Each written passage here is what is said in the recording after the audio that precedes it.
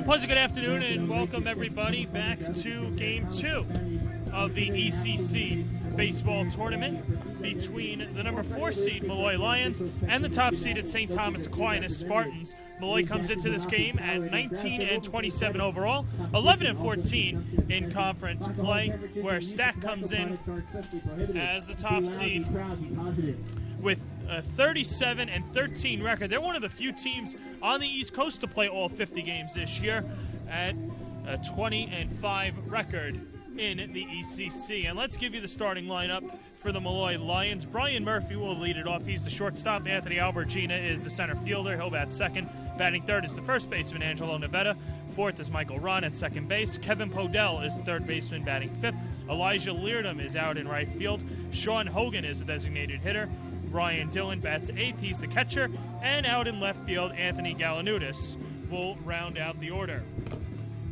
And on the mound for the top-seeded Spartans, Frankie Moscatello, the 2017 ECC Pitcher of the Year, a 7-1 record, a 1.64 ERA. And the last time that Moscatello pitched was May 4th against Mercy College. In 6 innings, he gave up 5 hits, allowing 2 runs, walked 5, and struck out 5. As Brian Murphy gets set to lead it off. Even though this is Molloy's home field, they're the road team today, wearing the road maroon and grays, where Stack is wearing the pinstripe. Maroon stripings and some gray trimmings in there, as well as Moscatello gets set to go, and the first pitch is underway, and it's lofted out to right field, ranging over.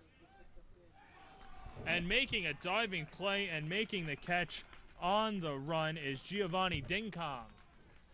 So how about that for a loud out number 1? Number 9, Anthony Albertina. As Anthony Albertina will come up to the plate. She'll let you know that we're working on the center field camera, which is out of service right now. We'll get that to you as quickly as possible, as Moscatello from the windup kicks and delivers, and the first pitch fastball is downstairs, 1-0.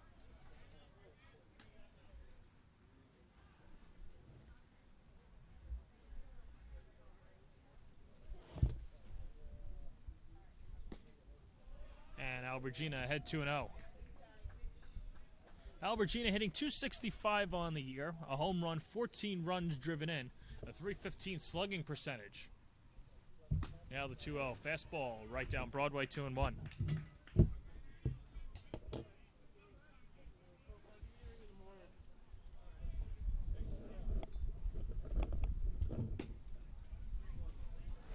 And make it 3-1.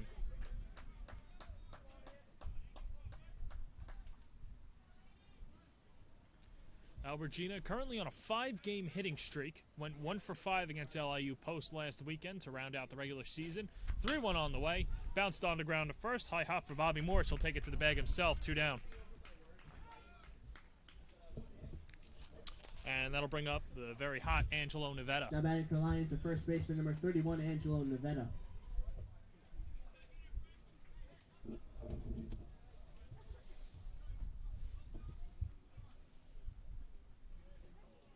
Angelo Navetta 1 for 4 in his last game of the season against LIU Post.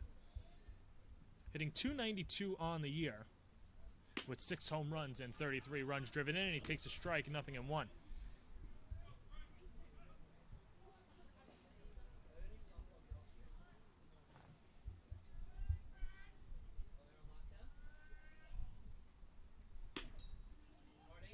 And Navetta takes low and in, 1-1.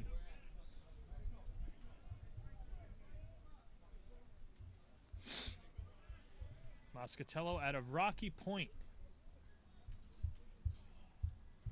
Got the first 2 outs and the 1-1. That one bounces back off of Navetta on the backspin.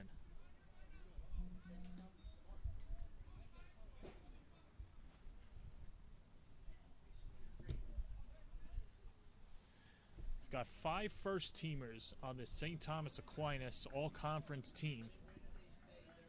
And then 5 LIU Post players as well. A lot of tiebreakers in there as well.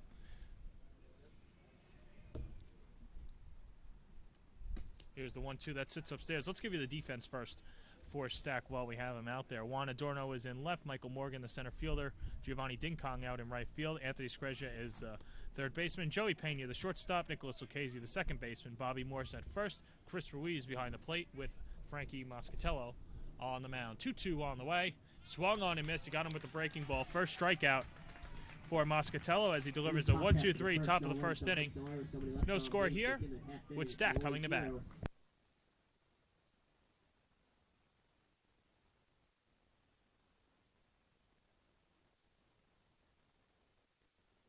Being a champion takes more than talent, more than the perfect pass, more than using your head. Being a champion takes the spirit to always push harder, the ability to overcome any hurdle, and the fire to be the best. Welcome to Division 2, where the pursuit is yours to create. And the question isn't, can you do it? It's, will you?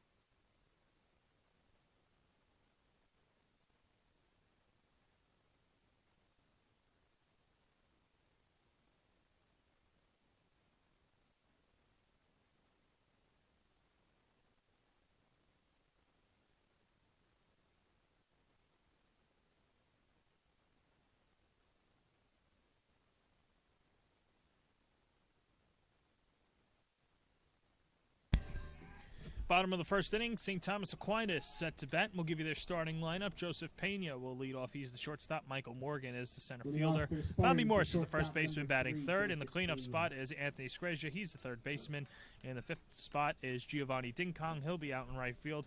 Greg Darber bats sixth. He's a designated hitter. Batting seventh is Nicholas Lucchese, the second baseman. The left fielder, Juan Adorno, is batting eighth, and batting ninth, Chris Ruiz, the catcher, as Joseph Pena gets set to lead off against Ronnie Bauer, who in his last start on May 6th gave up 5 runs, 4 of them earned in 5 1/3 at LAU Post. He got the no decision. And he delivers a first pitch strike and 0-1. Umpires today behind the plate, Matt Walter. Dan Ferguson is at first base, and roving between second and third is Pat Hughes. And Bauer quickly ahead 0-2 to Joseph Pena.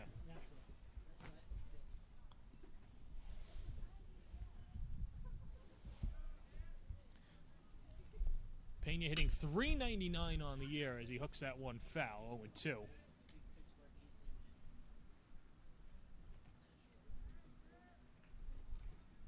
Five for his last 14. That 0 for 4 against Mercy College just 4 days ago dipped his average to under 400. He had been above 400 the entire season. Chops this one over to the left side. Kevin Podell makes a throw, and he retires him for the first out. The Molloy defense out in left field will be Anthony Galanudis. The center fielder is Anthony Albertina. Elijah Leardom is the right fielder. Kevin Podell is the third baseman. Brian Murphy at short. The second baseman, Michael Ron. Angelo Navetta is the first baseman. And the catcher is Ryan Dillon with Ronnie Bauer on the mound. And Michael Morgan comes to the plate. Another left-handed batter. And Bauer peppering in the strikes. It's 0-1. 34th start of the year for Morgan. Hitting .286 on the year, 4 home runs, 32 runs driven in, is quickly behind 0-2.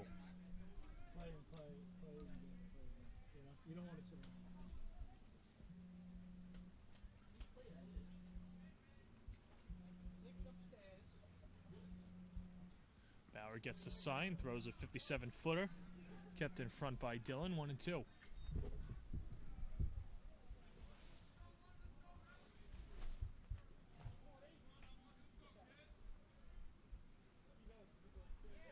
Ronnie Bauer, the last time that he faced St. Thomas Aquinas, just a couple of weeks ago, gave up 7 runs on 9 hits, only 1 walk, and 3 strikeouts.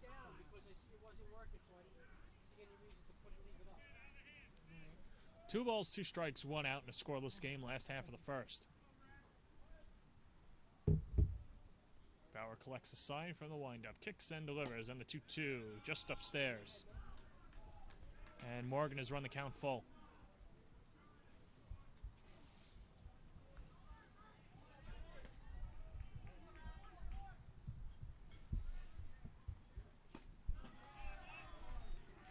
And sprinting down to first base is Michael Morgan with a 1-out walk. Now batting for Stack, the first baseman, number 15, Bobby Morse.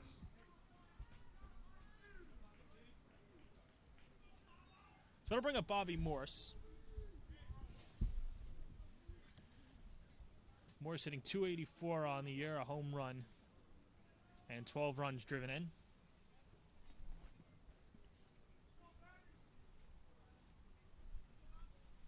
With a runner on first against Ronnie Bauer.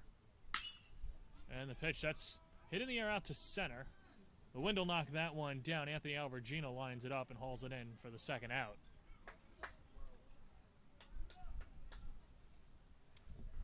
And that'll bring up Anthony Scrazia. Now batting for Stack, the third baseman, number 38, Anthony Scrazia.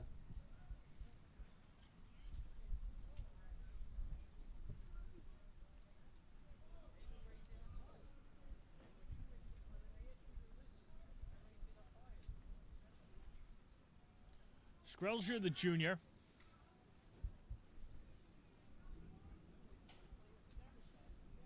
Hitting .316 on the year. Made the ECC Baseball All-Conference first team as the utility player.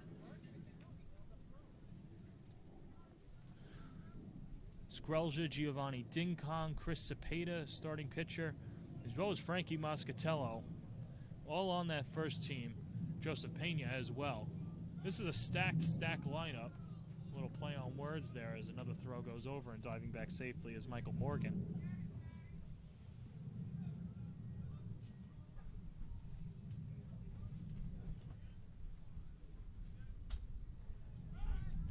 Another throw over, and we've seen 2 different moves out of Bauer. Only 3 stolen bases on the year for Morgan, but with the way that he sprinted down to first base, you could tell that he set a little bit of a tone.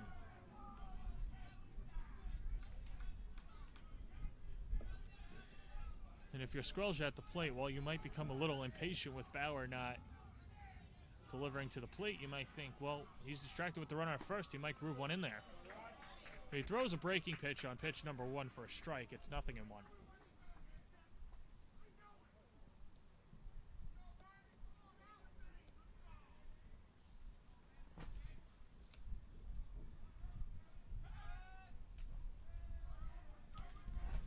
Another throw over as the game of catch between Bauer and Nevada heightens.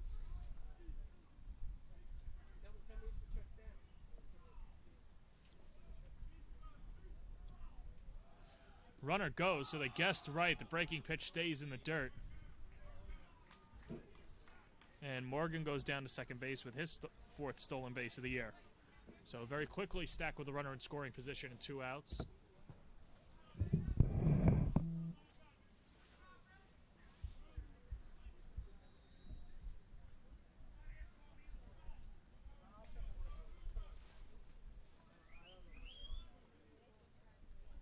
Bauer, and that one flipped back.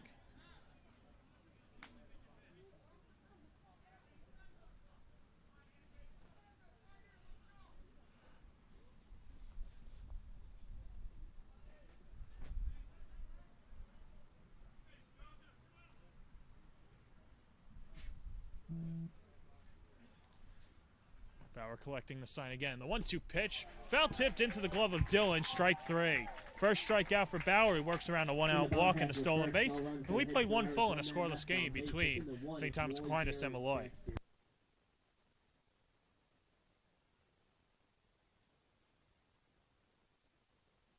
If I lose, I'll respond with respect. If I win, I'll back it up with humility. If I fail, I'll rise up with honor. It's tough for us to put it all on the line. Don't undo my hard work with poor sportsmanship. Respect. It's the name of the game.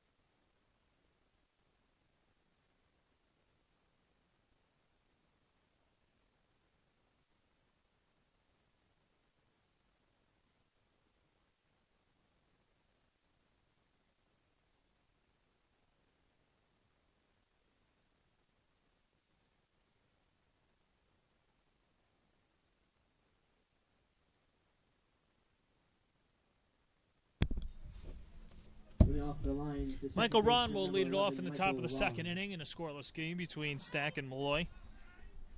4-5-6 due up for the Lions.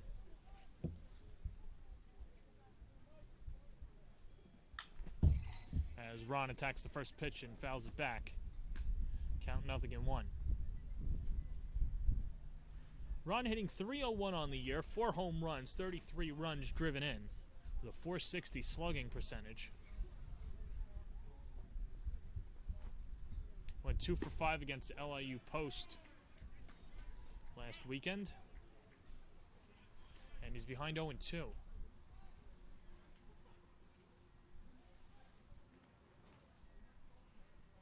Well, that's one thing about both of these pitchers is they work fast and efficiently. The 0-2 in there, strike 3 called. Second strikeout for Moscatelli. He's retired the first 4, and that'll bring up Kevin Podell.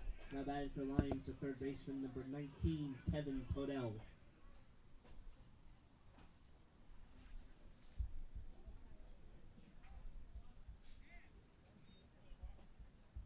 So here's Podell out of Wanta, the senior, taking a strike.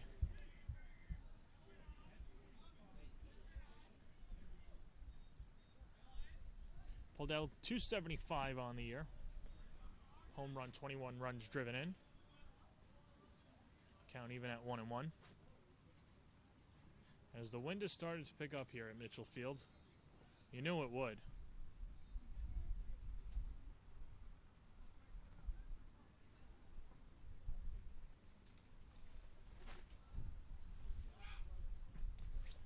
A long wind up. This one chopped up the middle. To the second baseman, Lucchese, a throw, and he got him by a half a step. Now batting for Lions, the right fielder, number 18, Elijah Leardom. Well, this is the one thing about this Molloy lineup as Elijah Leardom, the junior out of Bayside, comes up to the plate, is that they have some pop in the middle of their order. Obviously, you look at Nevada, Podell, even Elijah Leardom.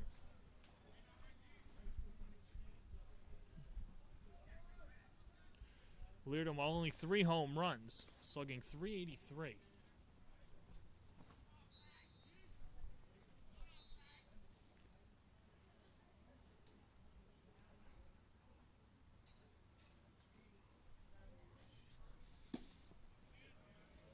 That one sits upstairs, a check swing, and no, says first base umpire Dan Ferguson.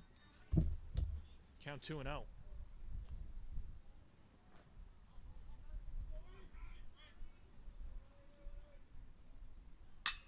Now Leardom lifts that one out to right. Easy play and a can of corn for Giovanni Dinkum.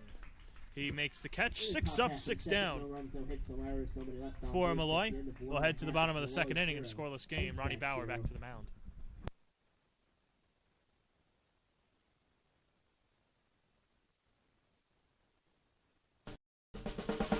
You get to make a lot of different choices, and become a leader, and that's what Stack has definitely helped me to do. The environment here really helped me to develop my character, my confidence, my individuality. I try to make my students be innovators because I try to make them think outside the box. In classes, Stack really encourages students to work together and grow together. There's an opportunity for everybody here. Hope to see you soon.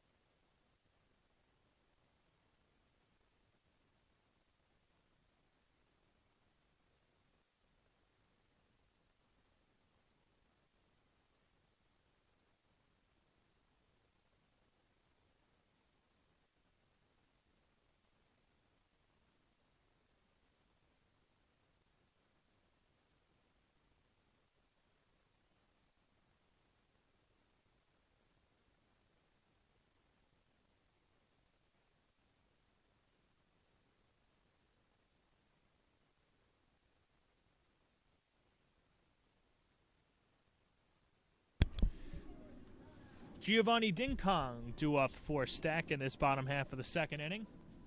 In a scoreless game, Frankie Moscatello retiring the first 6 Molloy batters. Ronnie Bauer issuing a 1-out walk, but he's faced one over the minimum. And Giovanni Dinkum swings and misses at a first pitch fastball, 0-1.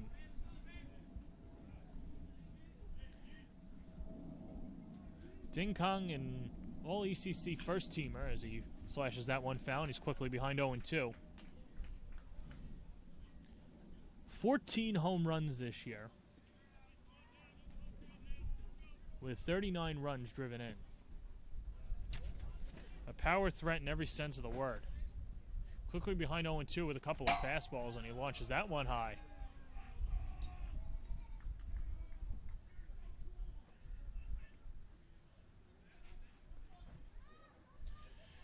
Molloy coach Joe Fucarino saying that Ronnie Bauer is a guy that will always leave the game on empty.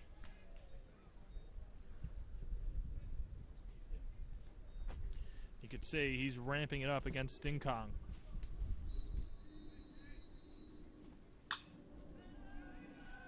This one lifted to deep left field, wind blowing out, and that ball's gonna go. A solo home run for Giovanni Dinkum, his 15th of the season, and it's a 1-0 Spartan lead.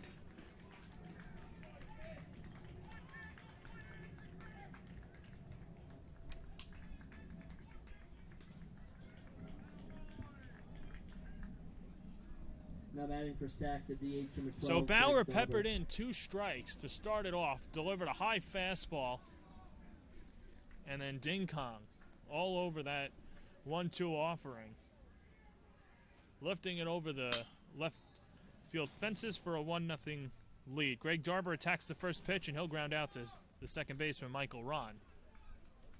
There's one away. Now batting for Stack, the second baseman, number 8, Nick Lucchese. And that'll bring up Nicholas Lucchese.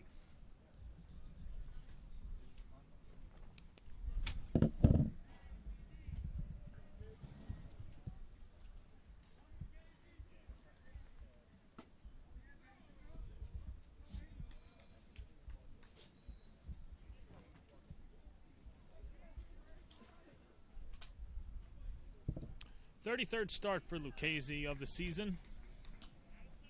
5 home runs, 26 RBIs. And he's ahead 2-0.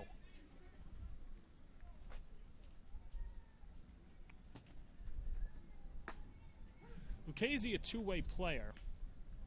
Only appeared in 2 games, however.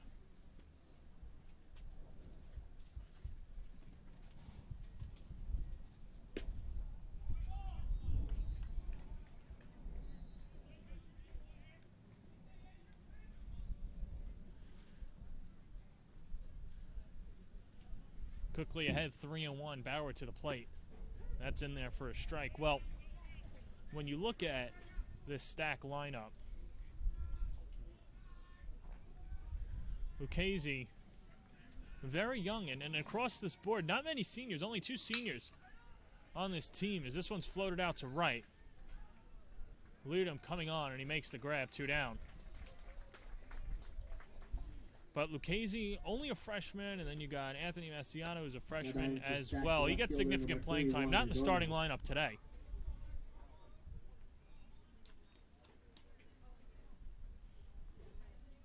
But this is a team that's not only prepared to win this year, but prepared to win next year and beyond. So they'll bring up Juan Adorno. And he takes a huge cut at the first pitch, 0-1.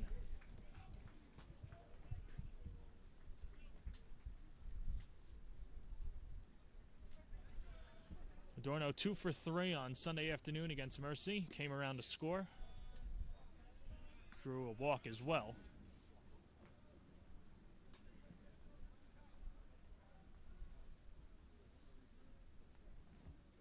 Bowers 1-1. High chop to the second, to the shortstop Murphy. And the inning is over. But St. Thomas Aquinas gets on the board with the 15th home run of the year for Giovanni Dinkum, and after 2 innings. It's a 1-0 lead for the Spartans. I'm Drew Bogner, president of Molloy College, and I'm here to share with you some really exciting news. Molloy College was recently named the #1 Value All-Star in the United States by Money Magazine. That's right, #1 in the country. We are proud that Money Magazine has recognized what we've always known at Molloy College. We invest in student success, and we challenge them to succeed. Molloy students are committed to a value system that stresses a strong work ethic, resiliency, professionalism, and leadership. It's why they graduate and why they get hired. We invite you to visit Molloy and see for yourself why you belong here.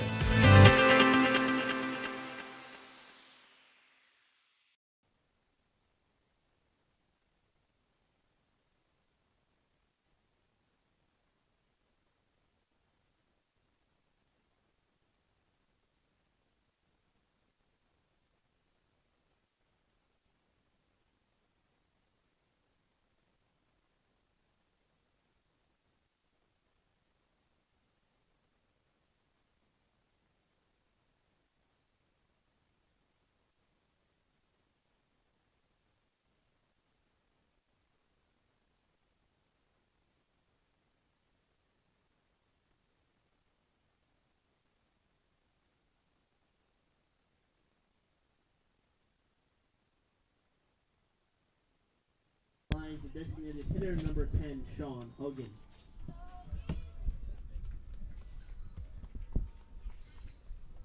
The designated hitter Shaun Hogan set to lead off the top of the 3rd inning, a 1-0 lead for St. Thomas Aquinas in Game 2 of the ECC baseball tournament. The winner of this game will play LIU Post tomorrow afternoon at 2 p.m., while the loser will play at 11 a.m. against Bridgeport.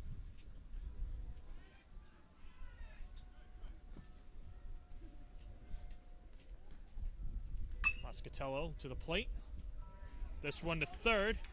Skrelja has trouble with it. And Molloy has their first base runner of the afternoon. Now batting for the Lions, the catcher number 15. We'll see how they score that. Regardless of how they score that, I'm sure Skrelja will tell you that he should have made that play anyway.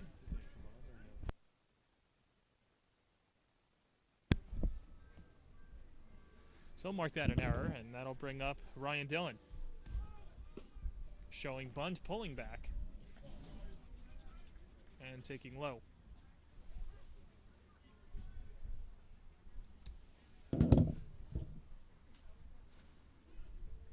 Well, Fucarino not afraid to bunt, and an early bunting situation with his team already down 1-0 against the conference's pitcher of the year. You have to imagine they're going to try and manufacture as many runs as they can. There is the bunt. Now the throw down to first base. Skips into shallow right, but retrieved by Lucchese.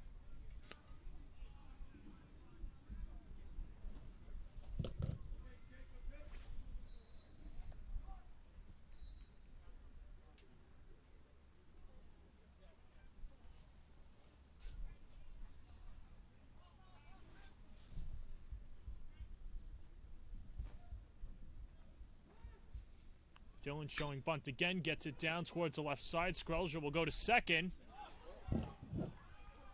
And they're going to say that he held the bag. Joseph Pena with a nice stretch out at second base to get the lead runner. Dillon goes to first on an unsuccessful sac bunt, and that'll bring up the number 9 hitter, Anthony Galanudis. Now batting for the Lions, the left fielder, number 32, Anthony Galanudis.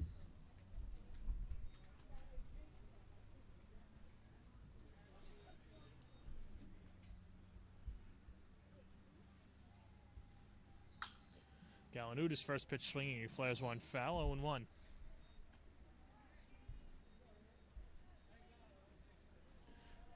Only the 17th start for Galanudis. He's hitting 153 on the year.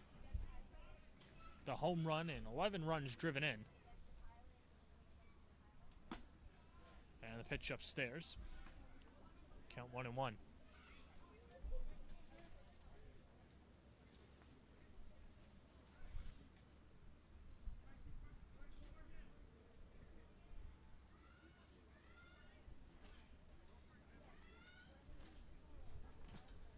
High set from Moscatello.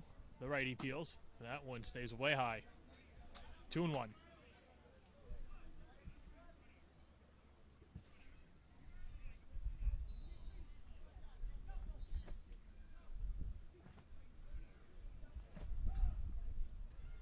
And you look at this stacked pitching staff. Of course, you've got the pitcher of the year, and you got another first teamer in Chris Cepeda. A deadly 1-2 punch come tournament time. Of course, Cepeda coming off the no-hitter at Mercy on Sunday afternoon.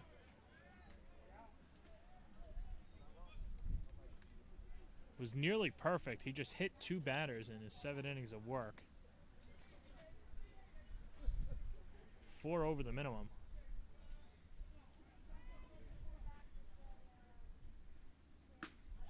And a swing and a miss, he got him. Got him with the fastball. 3rd strikeout by Moscatello. And that'll turn over the lineup and bring up Brian Murphy.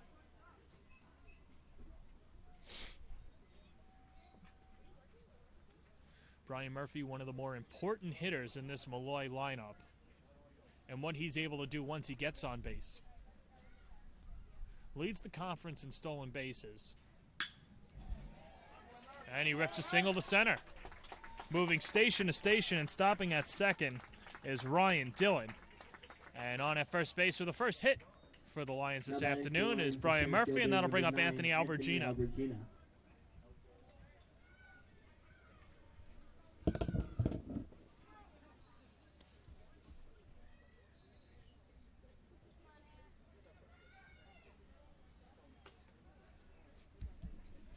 Albertina grounded out to first, his first time up.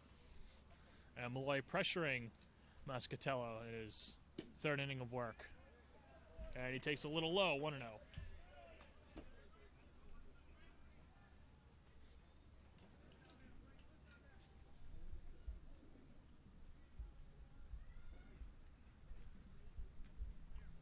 Moscatello checking the runners. And then he darts in a strike to even the count. Albertina, the senior, out of Staten Island, went to Susan E. Wagner. An all-ECC 2nd team performer last year. As he takes low and everybody moves up a couple of bases, it skips past the catcher Chris Ruiz. As Ryan Dillon goes to 3rd, Brian Murphy to 2nd, and now with a base open on the wild pitch. Anthony Albertina with a 1-1 count.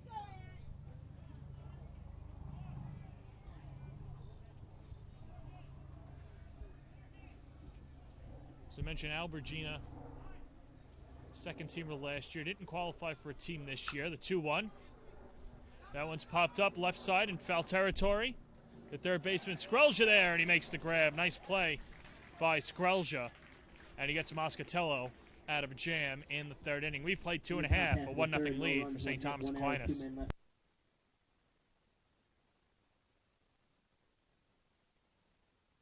Being a champion takes more than talent, more than the perfect pass, more than using your head. Being a champion takes the spirit to always push harder, the ability to overcome any hurdle. and the fire to be the best. Welcome to Division 2, where the pursuit is yours to create. And the question isn't, can you do it? It's, will you?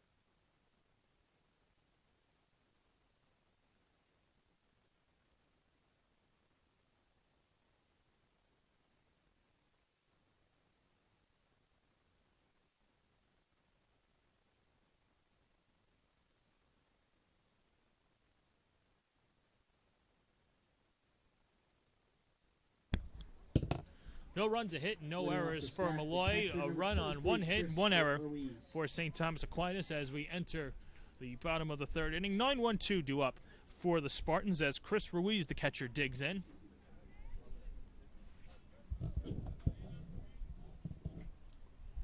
Ruiz, a sophomore out of Bridgeport, Connecticut. Takes upstairs 1-0. Well, this is his first year starting, and the coaching staff didn't know that he was going to be the starter in the fall and figured he would start. And since he is a good framer, eventually down the road it would lead to him playing in more games. But his Achilles heel is that he doesn't throw out a lot of base runners, but he does know how to handle a pitching staff, and Scott Muscat handing over the keys and letting him call his own game. And Muscat, a firm believer in that. He wants to get his pitchers established in a groove, and if he can cut down the middleman by delaying the game, and by the middleman being the pitching coach, as Ruiz will lead off this inning with a walk. Shortstop number 7, Joseph Pena. Second walk issued by Bauer. That by Ruiz calling his own pitches, doesn't have to worry about the pitching coach and the pitcher and so on and so forth. And just delaying the process.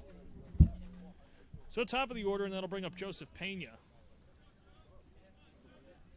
Pena grounded out to third, his first time up, and the third baseman Podell on the grass. And Bauer paints the outside corner for a strike, 0-1.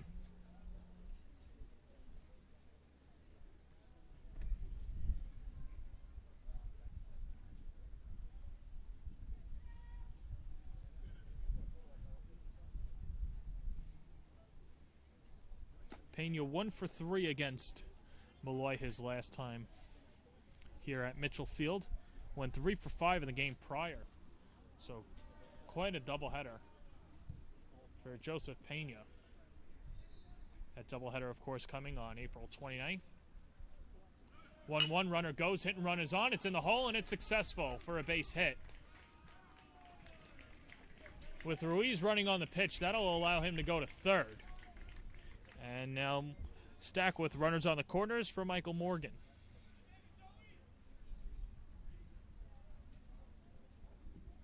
Now batting for Stack, the center fielder, number 1, Michael Morgan.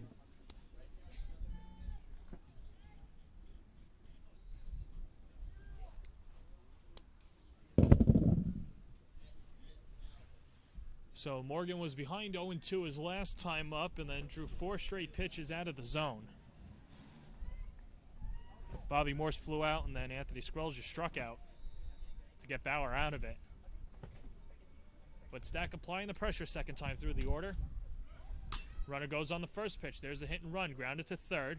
Podell checks the runner, fires to first. Moving up to second is Pena, so a productive out as Michael Morgan grounds out to third. And there's one out with runners on second to third for Bobby Morse. Now batting for Stack, the first baseman, number 15, Bobby Morse.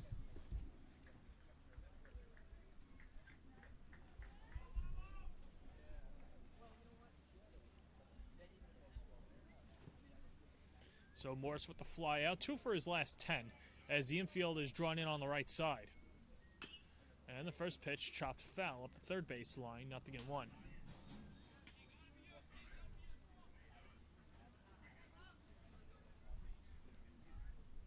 And there you see the respect that Molloy gives Moscatello, knowing that it's going to be tough to score runs in this game and to tack on runs as well. Here's the 0-1 breaking pitch, popped up, foul territory. Let's see if it stays in. The catcher, Dylan, giving it a look, as well as the third baseman, Podell, and they watch it go foul.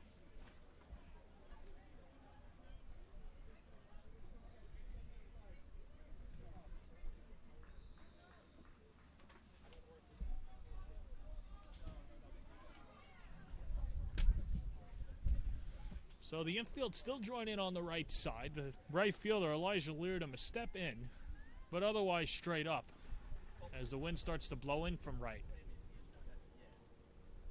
Here's the 0-2 pitch, and that's chopped foul towards the left side dugout anyway.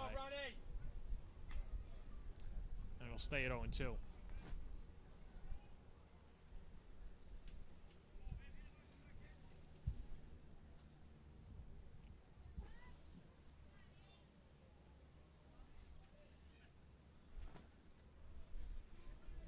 Morse continuing to pump his bat as the rest of the infield now starts to come in. The 0-2 pitch just missing on the outside corner.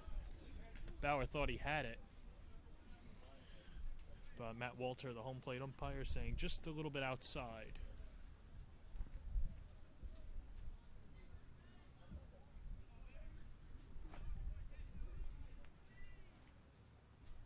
Now the 1-2. That one popped foul off to the right side, so a good at-bat out of Morse. This is a big out here with Anthony Skrelja up next. Even though Skrelja struck out, can't really count on that too many times with Skrelja, especially facing a pitcher the second time through. And then, of course, the dangerous Giovanni Dinkum in the hole. 1-2 pitch, swung on and missed, strike 3. Got him with that off-speed pitch. Second strikeout for Bauer, and that'll bring up Skrelja. Number 38, Anthony Skrelja.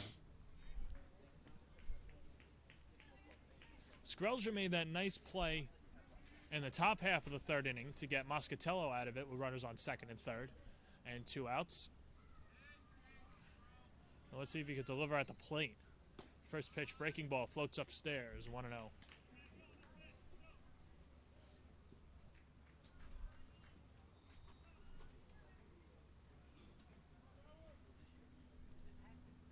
Bauer checking the sign from Dylan as the infield starts to move back. Outfield straight away, and the pitch fouled off to the right side. Out of play. Count 1-1. Inning started with Chris Ruiz drawing a walk. Joseph Pena then singled to right. Michael Morgan grounded out to third, and then Bobby Morse with a strikeout. Bauer second. Count 1-1. Now make it 1-2. Skrelja asking for time. He wasn't granted it by the home plate umpire. Now he's in the hole 1-2. Bauer looking for the out. Skrelja looking for the insurance early on. 1-2 pitch. Breaking ball pounded on the ground to third. Charged by Podell. Scoops, fires, throws, got him. Ronnie Bauer working around a leadoff walk and then a single. So no runs on a hit, no errors, and 2 left on base. We played 3 full, a 1-0 lead for St. Thomas Aquinas. Connecticut and the metropolitan New York area to Western New York. From Washington, D.C. to Long Island. The East Coast Conference is committed to excellence in academics, athletics, and service to the community throughout the Northeast region. The East Coast Conference, a proud member of NCAA Division II.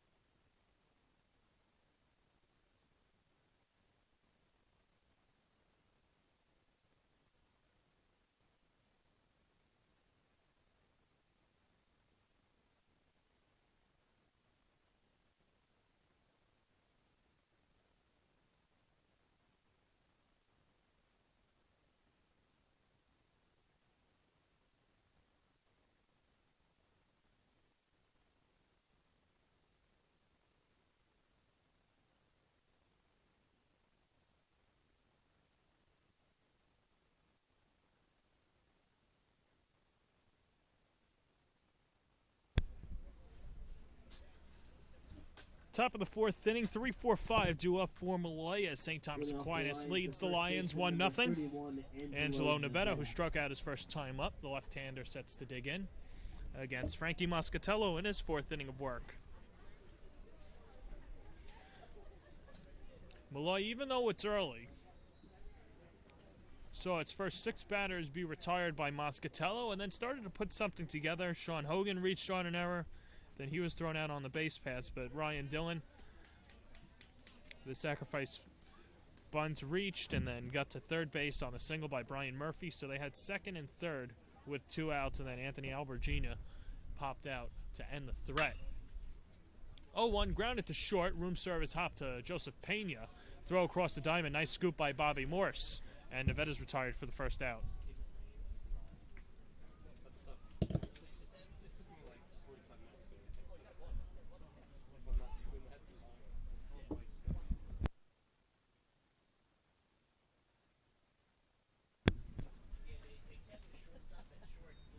So it'll bring up Michael Ron.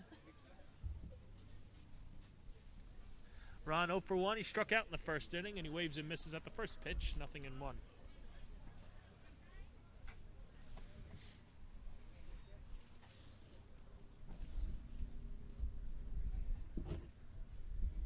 Moscatello working quickly. He delivers below the knees. 1-1.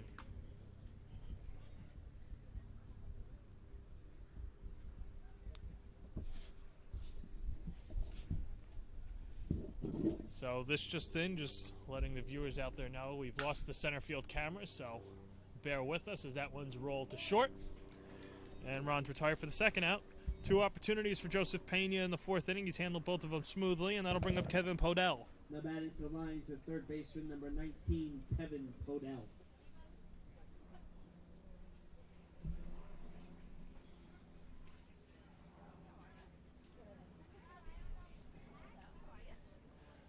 Podell grounded out to second his first time up, and the first pitch is downstairs, 1-0.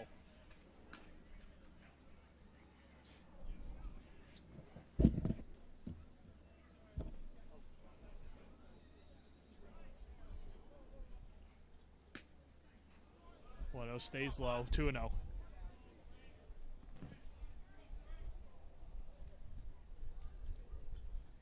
Elijah Leardom, who flew out to right his first time up, is on deck. Should we get there? The 2-0 inside, and it hit him. Kevin Podell wears one off the elbow pad as he scoots down to first, and that'll bring up Elijah Leardom.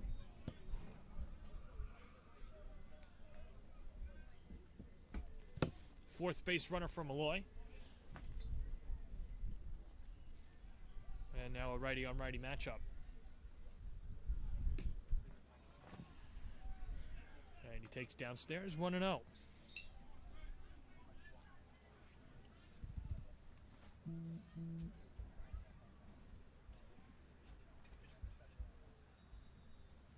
And now Ruiz will go out to talk to Moscatello.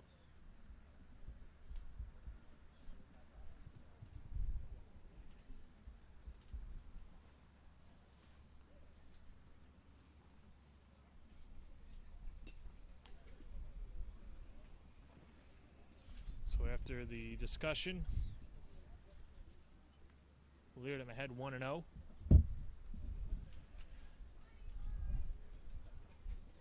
Last year, Leardom playing in 35 games, started in 12 of them this year. Seen his playing time go up. He's been a constant in this Molloy lineup. Leardom 45 games this year, 43 of them starts. So the 2, he's come on as a pinch hitter. And the 2-0 on the way. The pitch. That's popped foul out of play off to the right side. Count 2-1.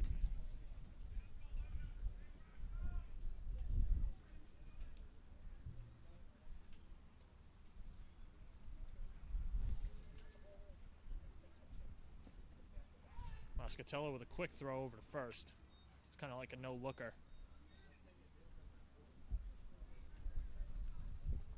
Where he didn't even come set, he just pivoted and fired over to first. High set, 2 balls, 1 strike, and that stays upstairs.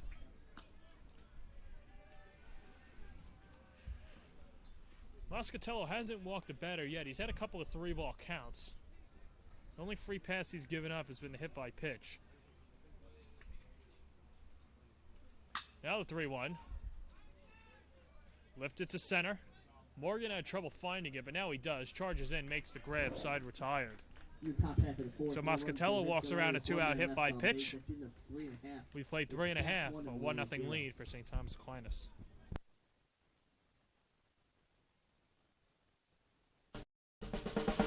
You get to make a lot of different choices and become a leader, and that's what Stack Academy helped me to do. The environment here really helped me to develop my character, my confidence, my individuality. I try to make my students be innovators because I try to make them think outside the box. In classes, Stack really encourages students to work together and grow together. There's an opportunity for everybody here. Hope to see you soon.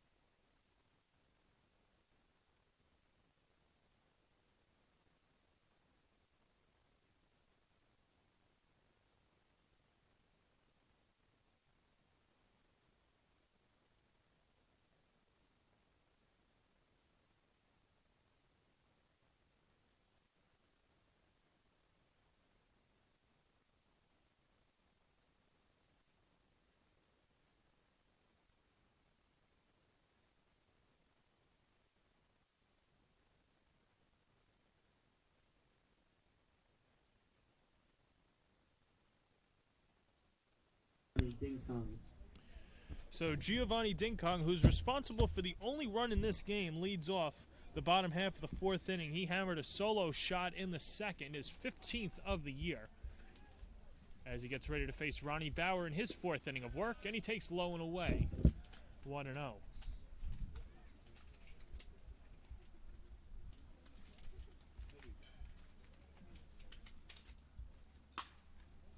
Dinkum with a roller towards short, and that's going to be an infield hit. Nice stop by Brian Murphy, but he never would have thrown out Dinkum with his speed.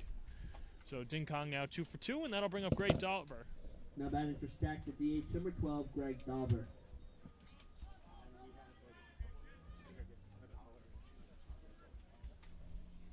Dauber, the reigning player of the week, the senior infielder out of Comac. Last week, he hit .455, 10 for 22. Drove in a run in at least. Drove in one run in at least one run in 6 games last week. Total of 17 last week, including going 3 for 5 against LIU Post.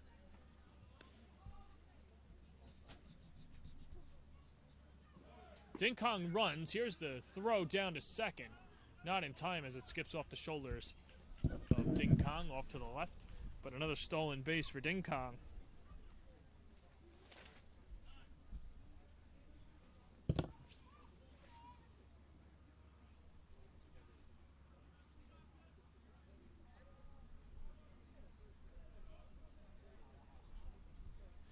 So that'll move the first baseman, Angelo Navetta, in on the grass, expecting a bunt.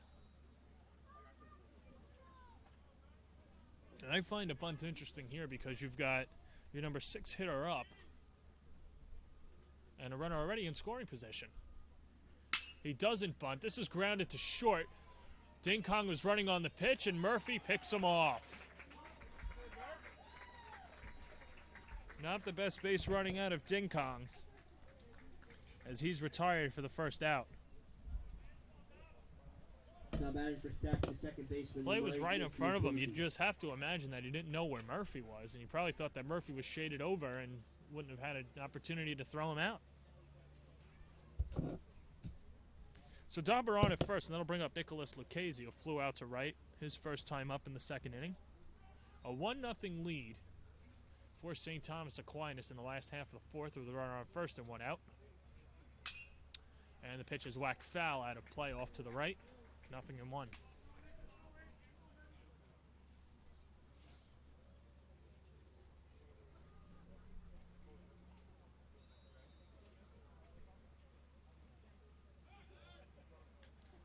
Bauer with a soft toss over to first.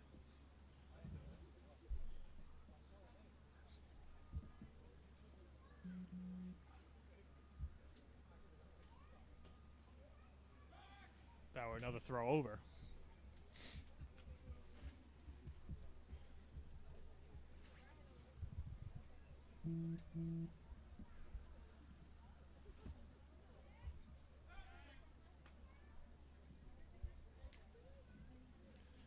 So we've seen Bauer become occupied with base runners at first. He did so with Michael Morgan through over 5 consecutive times. The 0-1 stays high, 1-1.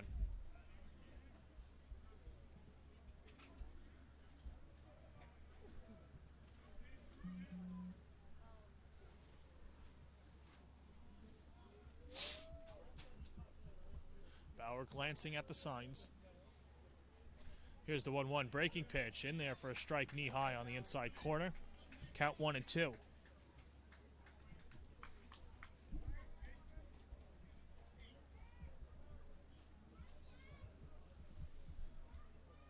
Casey coming into today, hitting .291 in his freshman campaign.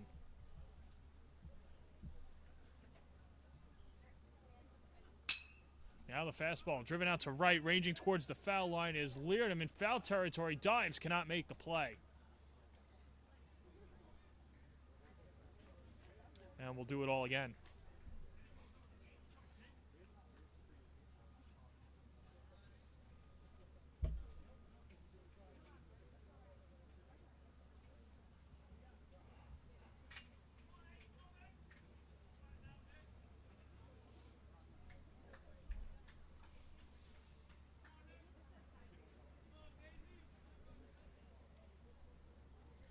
So Dauber, a good size lean off of first.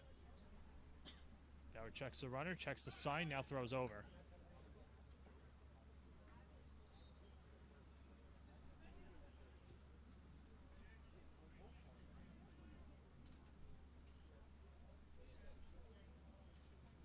Now the 1-2, breaking ball, bounced on the ground to short. Murphy goes to second for one. Ron the turn, a double play. Nice dig out of the dirt by the first baseman, Angelo Nevada. And that will do it as Ronnie Bauer rolls to 6-4-3. It's EP to get him out of it. We played 4 full, a 1-0 lead for St. Thomas Aquinas. I'm Drew Bogner, president of Molloy College, and I'm here to share with you some really exciting news. Molloy College was recently named the #1 Value All-Star in the United States by Money Magazine. That's right. #1 in the country. We are proud that Money Magazine has recognized what we've always known at Molloy College. We invest in student success, and we challenge them to succeed. Molloy students are committed to a value system that stresses a strong work ethic, resiliency, professionalism, and leadership. It's why they graduate and why they get hired. We invite you to visit Molloy and see for yourself why you belong here.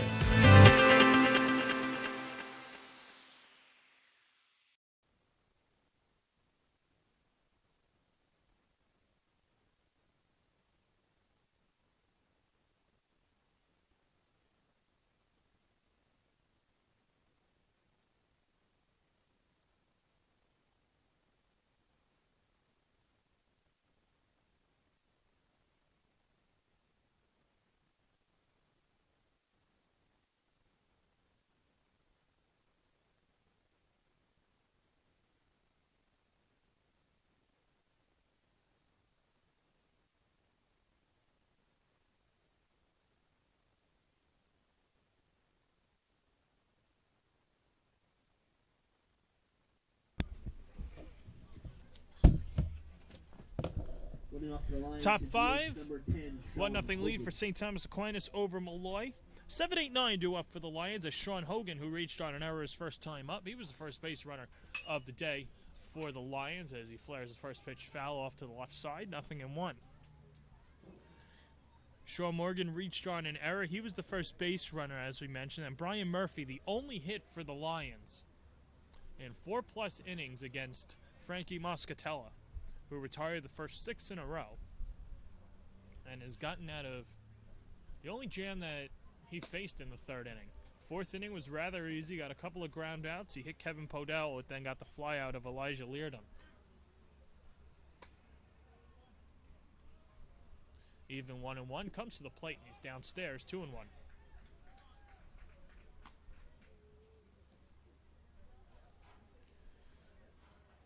So after Hogan will be Ryan Dillon and then Anthony Galanudis. Here's a 2-1 knee-high strike on the outside corner, just nicking the outside corner, 2-2.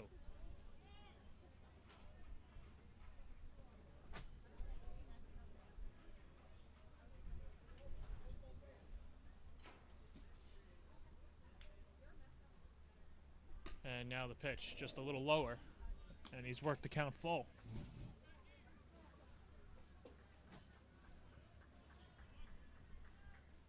Infield, outfield straight up, a 1-0 lead for St. Thomas Aquinas. The payoff pitch, rolled up the middle and through for a base hit. Just to the left of the mound. And Shaun Hogan has a leadoff single. Now the Lions, the catcher, number 15, Ryan Dillon. And that'll bring up Ryan Dillon.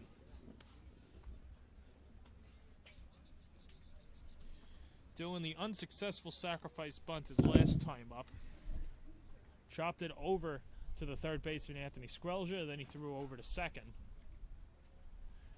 to get Shaun Hogan. We'll see if he'll be asked to bunt again. And after speaking to Molloy head coach Joe Fucarino, you'd have to imagine that that might be it. He does show bunt early on and takes a fastball inside. 1-0.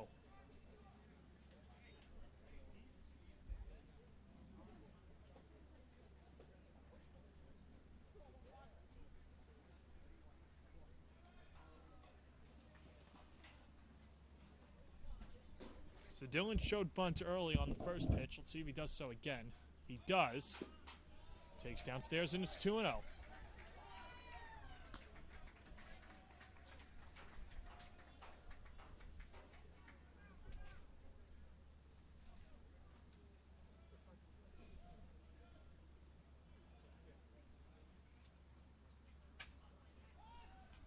Throw over to first base and diving back safely is Shaun Hogan.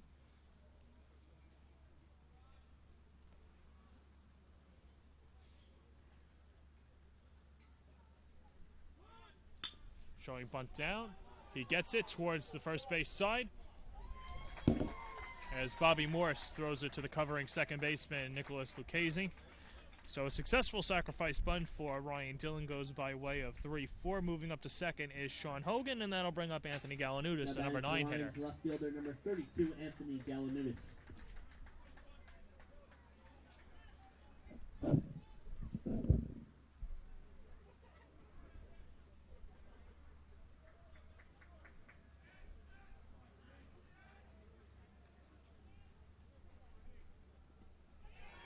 That one in the dirt. That'll go to the backstop on the wild pitch. Moving up is Shaun Hogan. And Molloy now with the tying run 90 feet away in this top half of the fifth inning.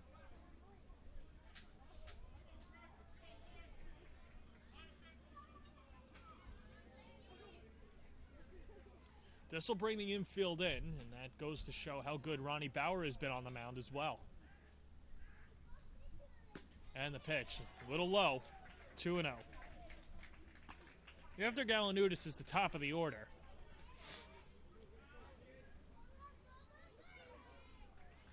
And this will bring out Scott Muscat for a visit.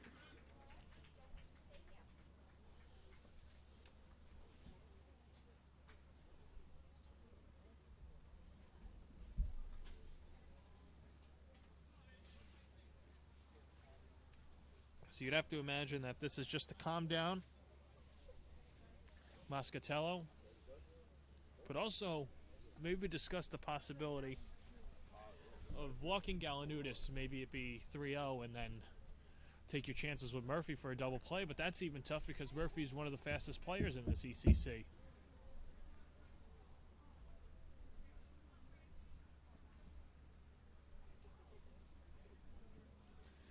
A 1-0 lead for Stack.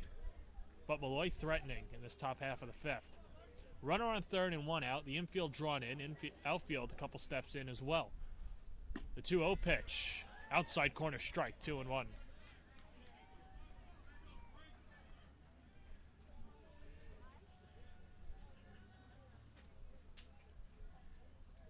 Muscatello working quickly.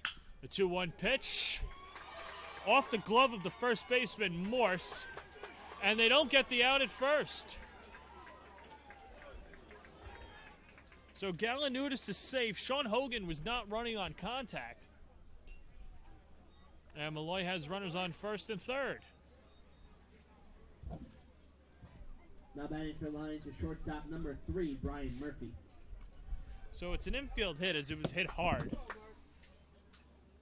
with the Morse playing in. And here's Murphy, who had the first hit of the day against Muscatello, his last time up. Conservative lead off of first is Galanudis. Fucarino doesn't want to get his runners thrown out. And the first pitch, a wave and a miss by Murphy.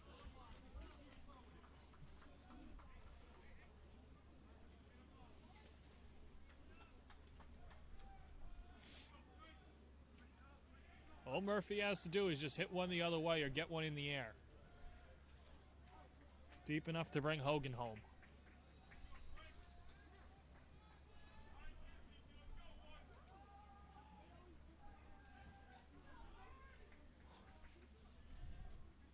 Muscatello now. Swing and a miss at the breaking pitch again. So he's thrown 2 straight curveballs in the dirt. Kept in front by Ruiz. And we'll see if he throws another bouncer or if he goes upstairs and then throws the bouncer.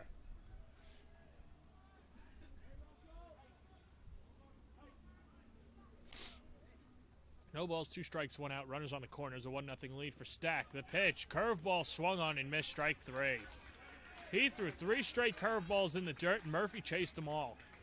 Now batting for Lions is center fielder number 9, Anthony Albertina. That's the 4th strikeout for Muscatello, and that'll bring out Anthony Albertina, who was robbed of an at-bat his last time up. As Anthony Skrelja made a nice catch at the fence in foul territory his last time up. And the first pitch, breaking ball, stays upstairs. Count 1-0.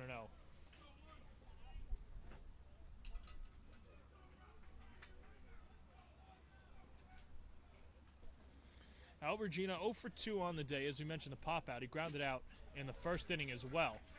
And Muscatello 2 straight breaking balls, and he doesn't get Albertina to bite. As Albertina's ahead 2-0.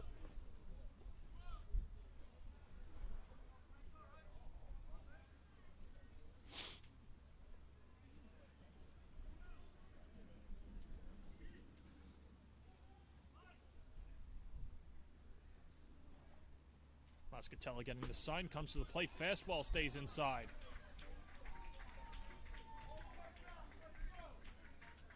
Well, we know the last thing that Muscatello wants is to deal with Angelo Navetta with the bases loaded.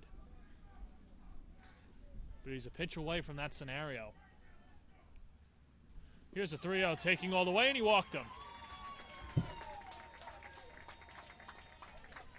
First walk issued by Muscatello, and that'll bring up Navetta. 31, Angelo Navetta.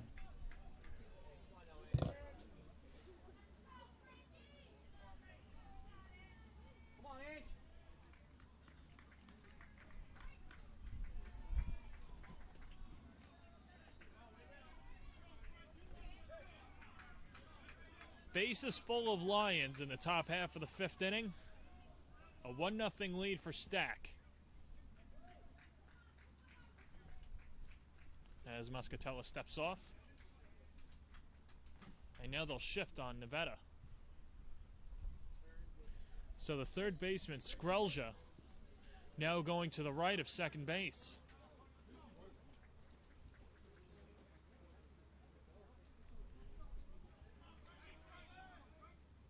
First pitch to Navetta in the dirt, almost hit him. Nice stop by Ruiz to keep it in front of him.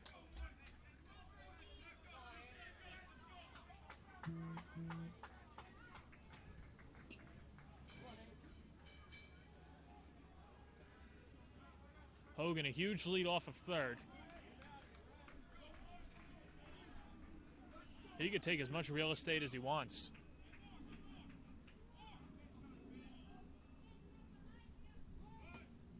That is showing bunt, and then takes back.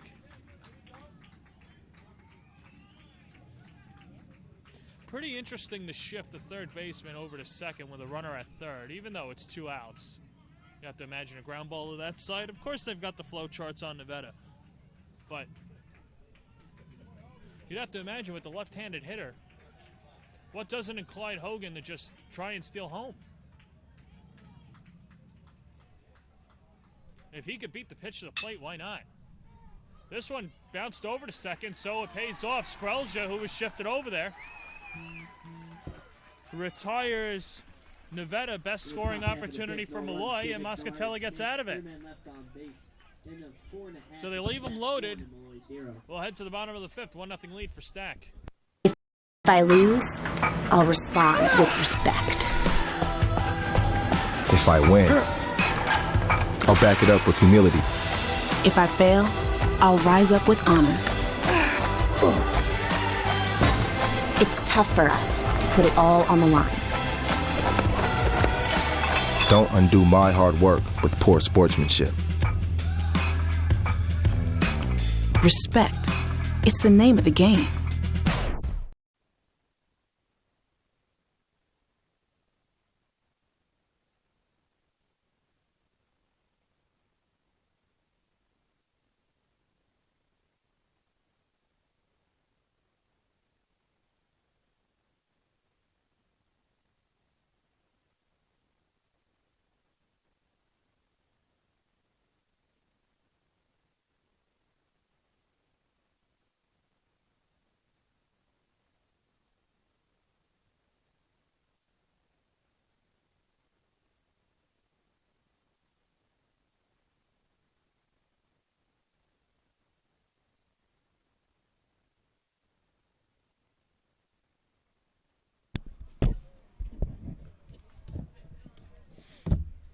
Bottom five, Stack holding on to a 1-0 lead. 8-9-1 due up for the Spartans as Juan Adorno will lead off against Ronnie Bauer. And he takes a pitch low, 1-0. Adorno grounded out to short his first time up in the second inning.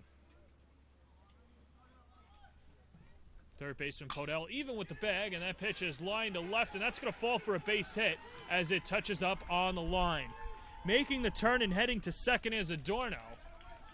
The throw goes into third as it's dug out by Galanudis, and Adorno has a leadoff double.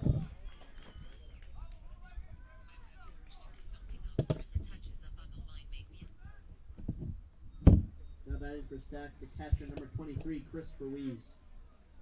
So that'll bring up Chris Ruiz. He walked to lead off the third inning.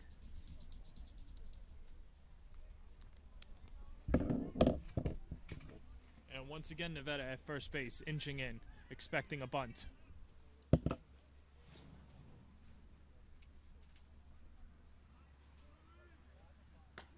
You know, a bunt here isn't as absurd, but you know, Adorno has good speed at second. He's already in scoring position with no outs, and you know, a double play is just as unlikely here. And then you'd have top of the order coming up.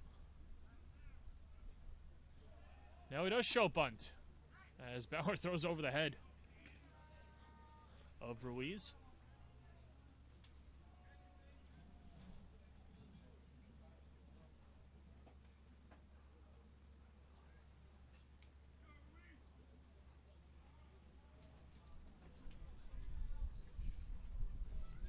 So Nevada at first still playing in as if it's a bunt.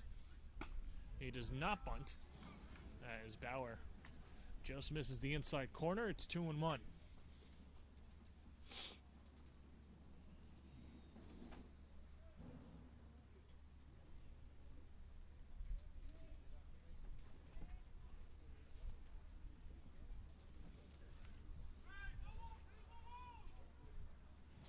The wind starts to swirl here in Nassau County. Now the throw over to second. just a show-me throw. As Bauer lobs it over.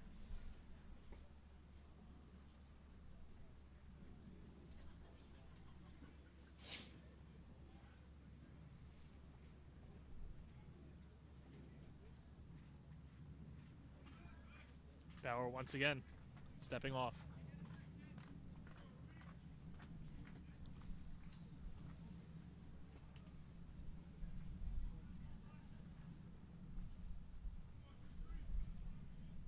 This is a young, stacked team that feels it's in a good position for the future. Of course, you look at Ruiz, who was only a sophomore.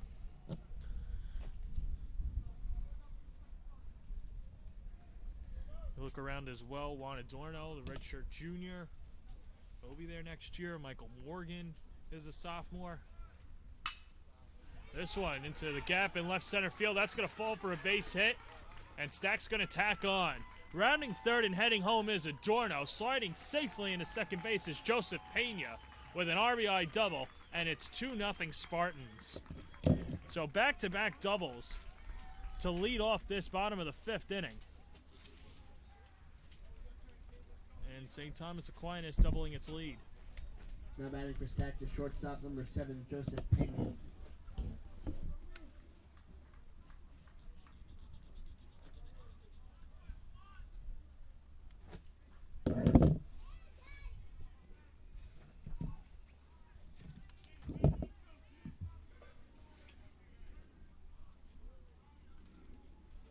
So now Joseph Pena. A ground out and a single in 2 plate appearances. Corners play in, expecting another bunt. And Pena takes a strike.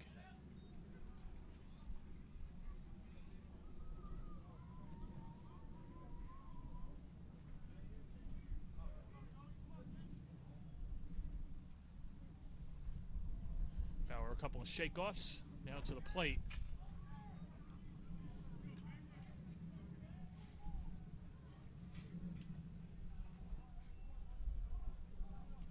Giovanni Dinkum, a solo home run in the second. Now an RBI double like Chris Ruiz. That's where we stand right now. The only 2 runs of the game.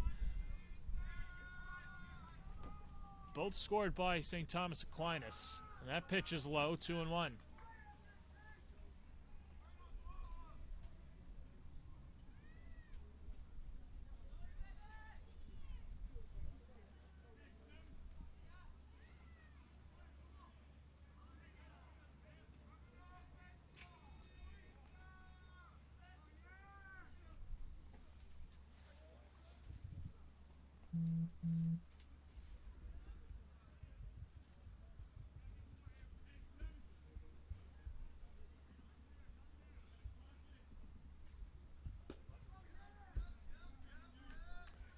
Bauer starting to lose his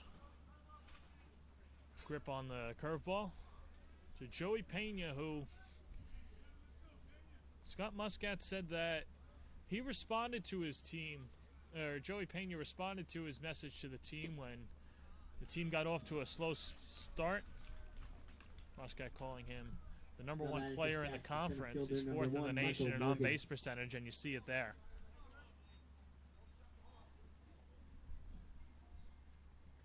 He works a walk, and the line keeps moving, and that'll bring up Michael Morgan.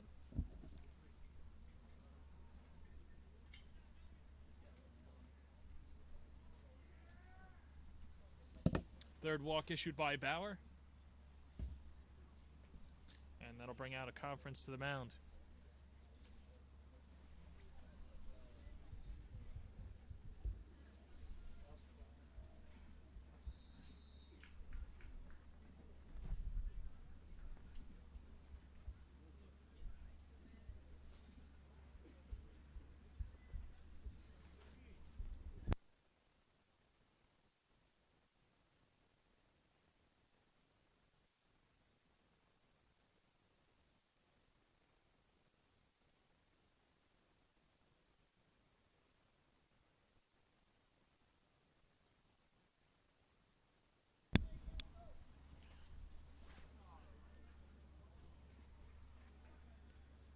So runners on first and second for Michael Morgan. Morgan, an ECC All-Conference second-teamer. Looking to add on to this 2-0 lead as Bauer steps off. Now throws to second, and they got him. Ronnie Bauer catches Chris Ruiz napping at second, and there's a big first out.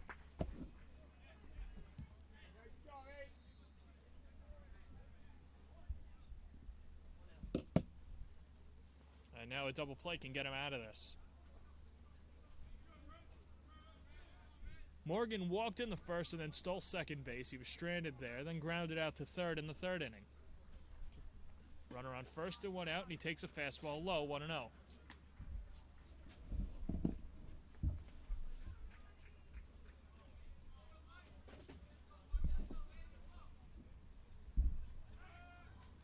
And another soft toss over to first.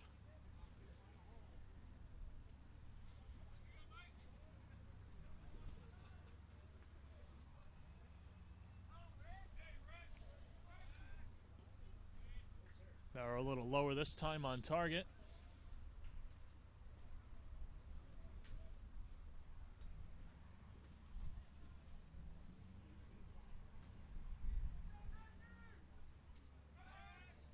Third time a chart, maybe? No.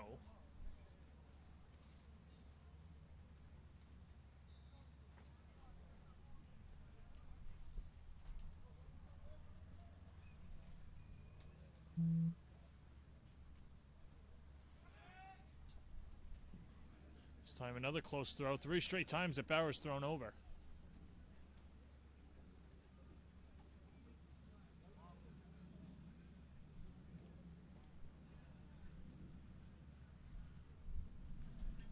Bauer from the belt. Delivers just under the knees. 2-0.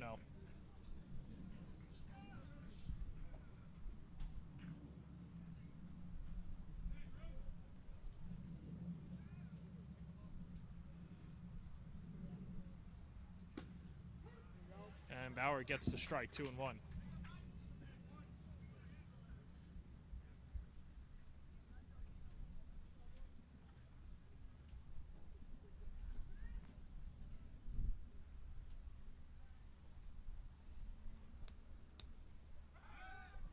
Four straight times that Bauer's thrown over. Well, 4 out of the last 5 throws that he's made, one of them obviously being a pitch.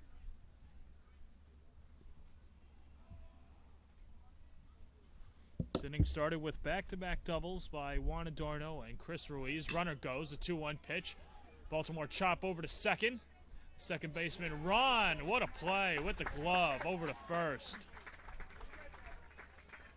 Michael Morgan's retired as Joseph Pena moves up 90 feet to second, and that'll bring up Bobby Morse. First baseman number 15, Bobby Morse.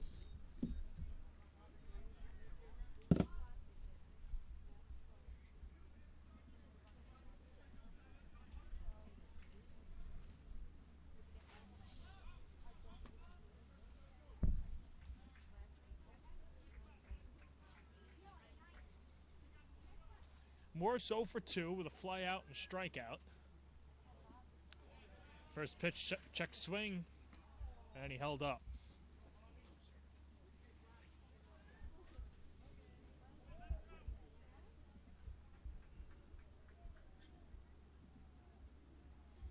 Morse came into today hitting .284 on the year.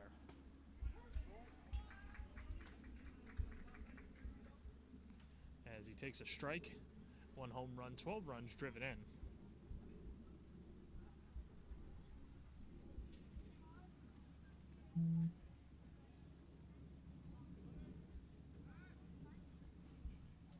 One. Out to left, that's going to fall for a base hit, and it's going to get past Galanudis. Rounding third and heading home is Joseph Pena. The throw goes all the way towards first base as it skips past a couple of cutoff men, but Bobby Morse makes it 3-0 on the RBI single. Now batting for Stack, the third baseman, number 38, Anthony Scrolcia.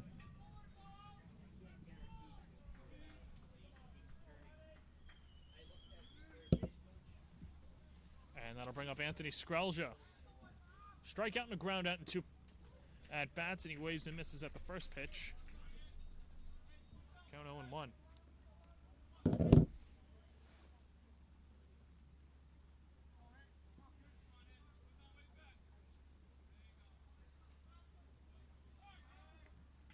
Bauer with a soft toss to first.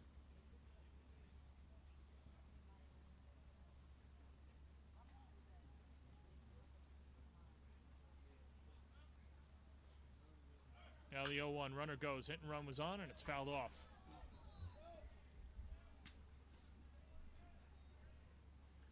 And now Bauer a strike for getting out of it.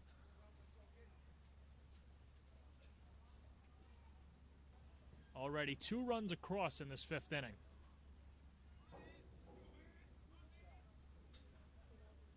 This, of course, coming after Angelo Nevada grounded out with the bases loaded. And scampering into second base safely is Bobby Morse with the curveball bounced in the dirt.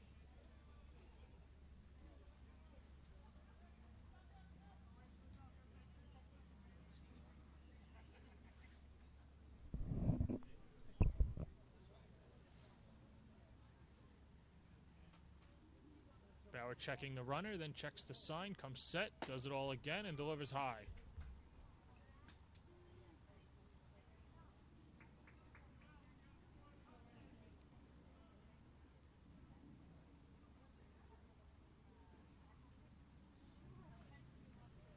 So Skrelja's even the count. 2 balls, 2 strikes, 2 outs, runner on second, a 3-0 lead for Stack. The pitch. That's fouled off again.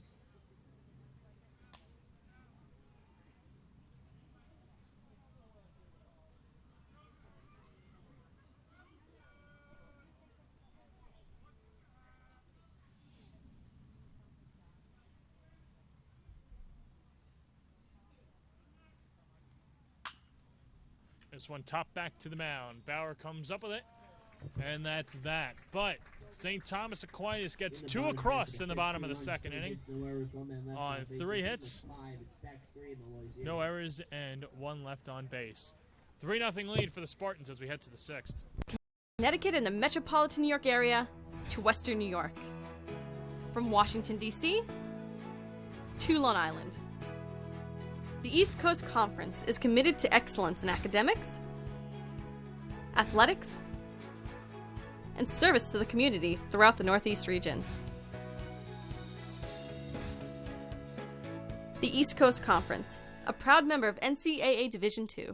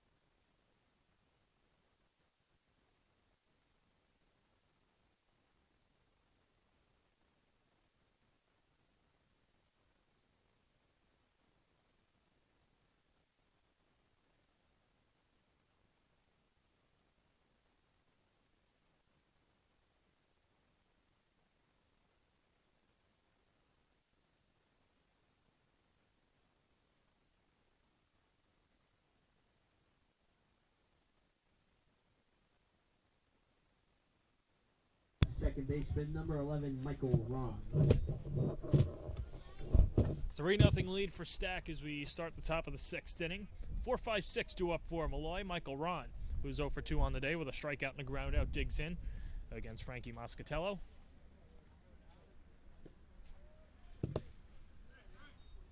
Moscatello missing low on the first pitch, 1-0.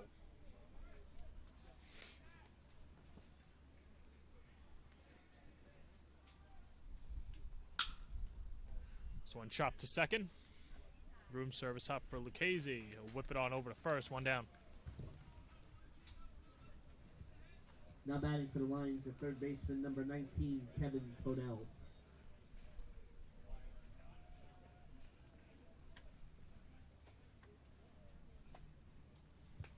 So it'll bring up Kevin Podell. A ground out and a hit by pitch in 2 at-bats. Now Moscatello has pitched to contact. Only 4 strikeouts in 5 innings, and of course you look at, just about a strikeout an inning, and that's good as well. But he's gotten a variety of outs. He's gotten fly ball outs. He's gotten ground outs, and he's quickly ahead 1-2.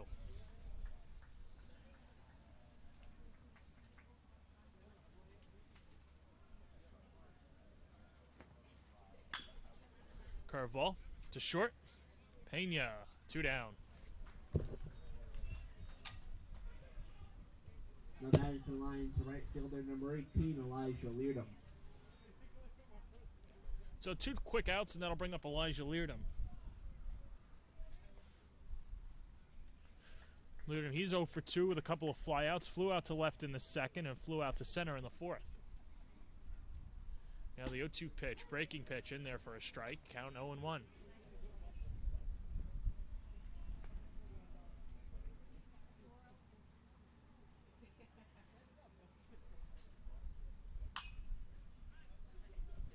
Leardom pops that one foul. Leardom has some pop in that bat. A couple of home runs this year.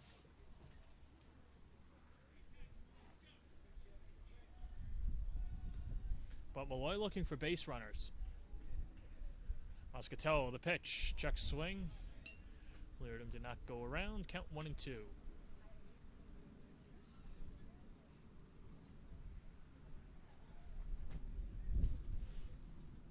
Now the 1-2.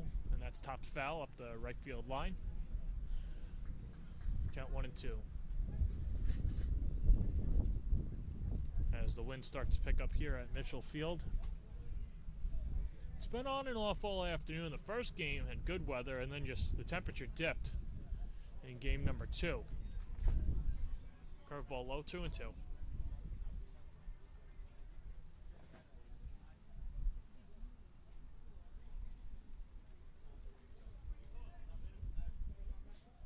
Moscatello getting the sign, working quickly. The fastball grounded in the hole and threw for a base hit.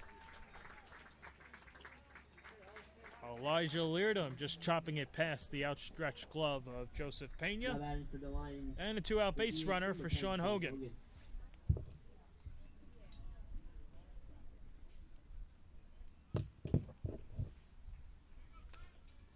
Fourth hit for Molloy.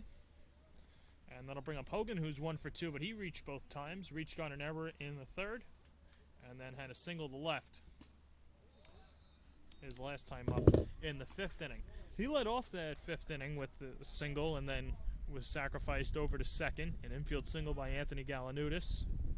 But then Moscatello bared down. He got a strikeout, walked Albertina, and then got Angelo Nevada to ground out with the bases loaded.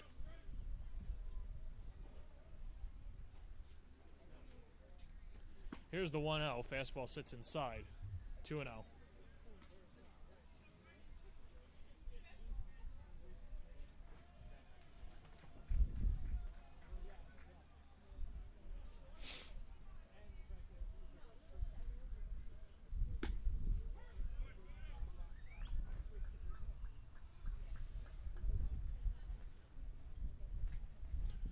Ryan Dillon would be next if Molloy could keep this moving. Moscatello hoping to face Dillon in the next inning. Now the count 2-2.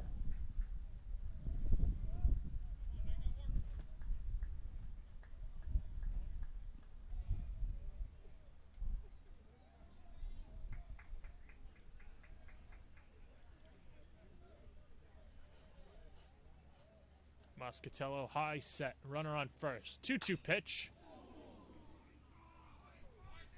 And that one lined towards the dugout. Hopefully everyone's okay.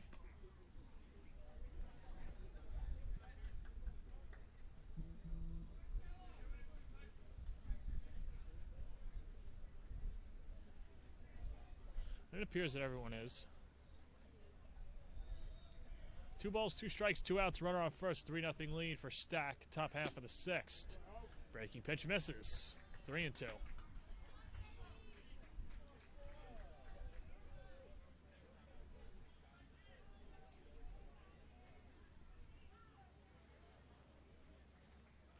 Moscatello pitch from getting out of it. Runner goes, and that pitch Protective swing, and it's flared foul. We'll do it again.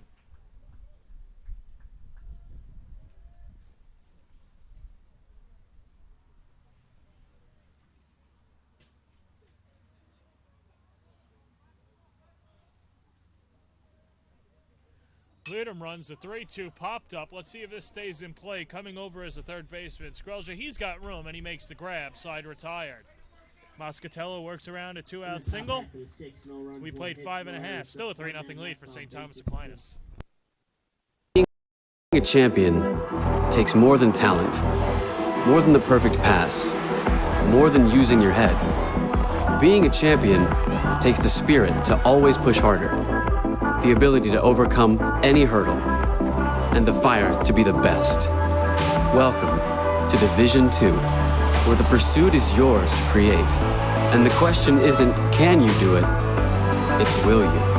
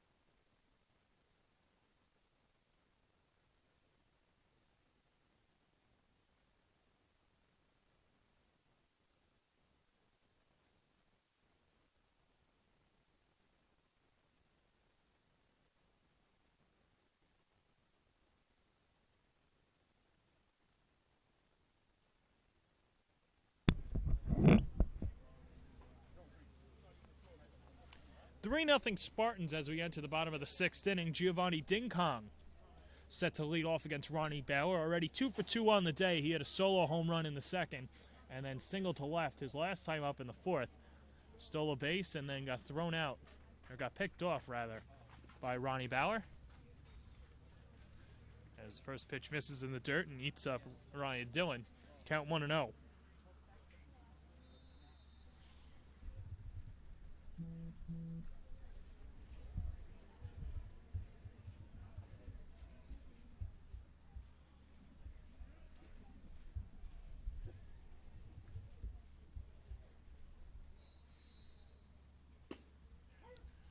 As Dinkum takes a strike, now 1-1.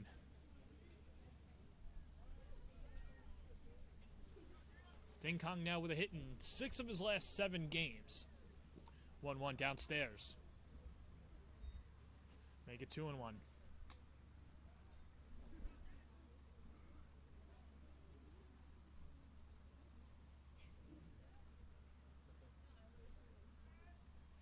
Ronnie Bauer getting the sign. The 2-1 fell back to the screen. 2-2.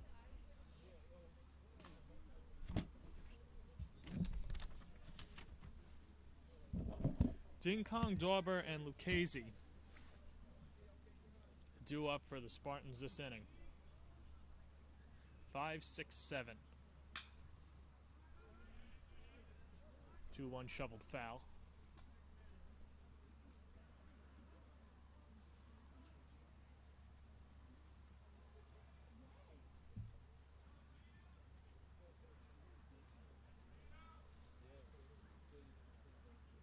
Infield, outfield, straight up. The wind has died down for now. That pitch just misses.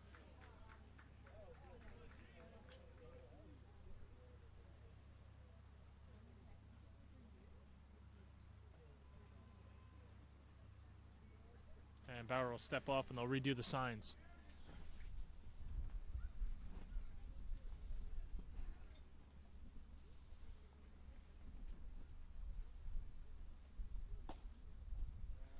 And Dinkum works the walk. Now about intersect at DH number 12, Greg Dauber.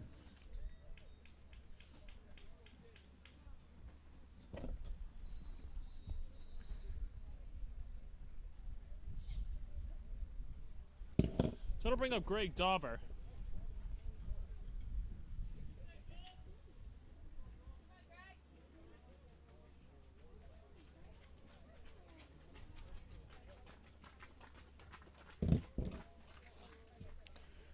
Dauber with a couple of groundouts. He reached on a fielder's choice his last time up.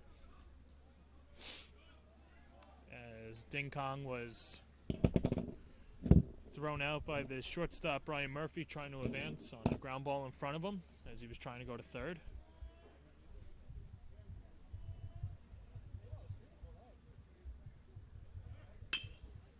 This one back to Bauer. Could be two. And they get none. Michael Rahm was off the bag to begin with, as Dinkum now moves to third. So what would have already been a tough 1-4-3 double play turns into no outs. And it'll be a fielder's choice and an error.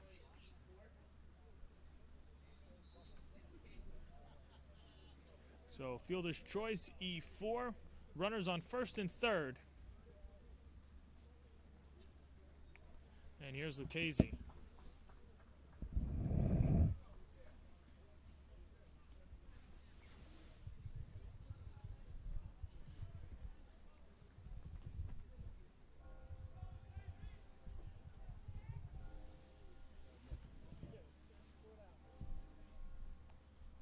So Lucchese, who's already 0 for 2. Might ground into the double play, but he'll get the run across. 6-4-3. It shouldn't count as an RBI because it's a double play, but nonetheless, it's a 4-0 lead for St. Thomas Aquinas.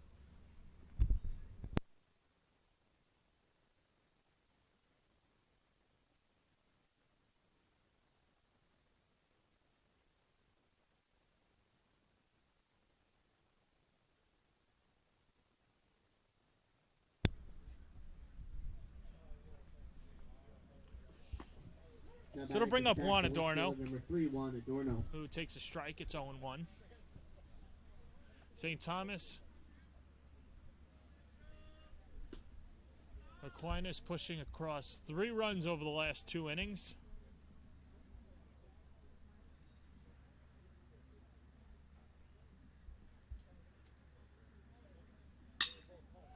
That one goes into the gap in right center field. That's going to fall for a base hit and be extra bases as it rolls all the way to the wall.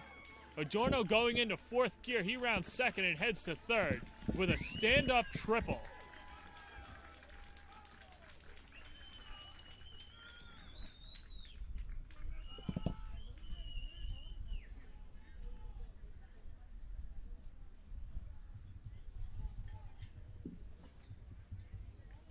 Now batting for sack, the catcher, number 23, Chris Ruiz.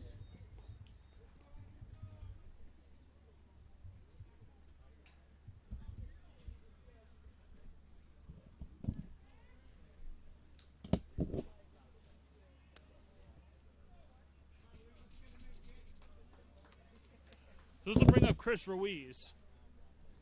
Stack still applying the pedal to the metal.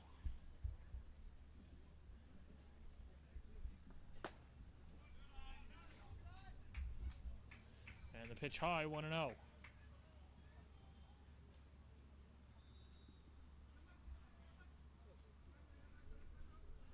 Bauer trying to get through the 6th. This one fouled back, it's 1-1.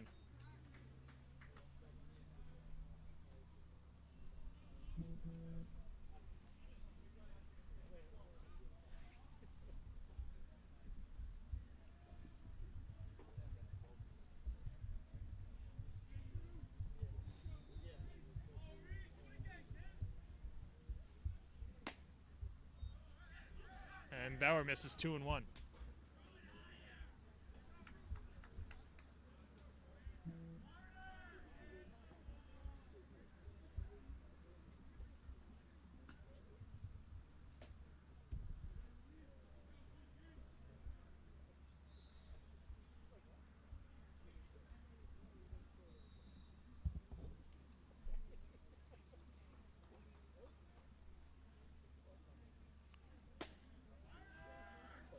Ruiz ahead 3-1.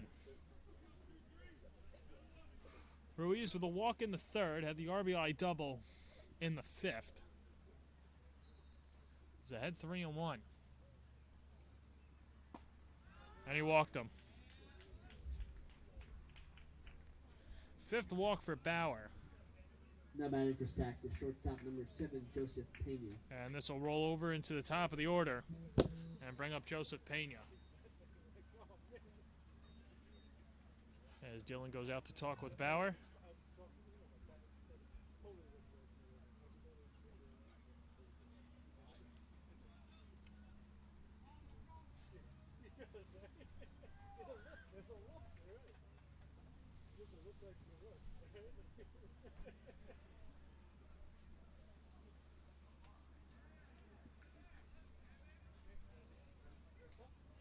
So runners on the corners. After that 2-out triple by Juan Adorno, Chris Ruiz with the walk. Joseph Pena bluffing the bunt.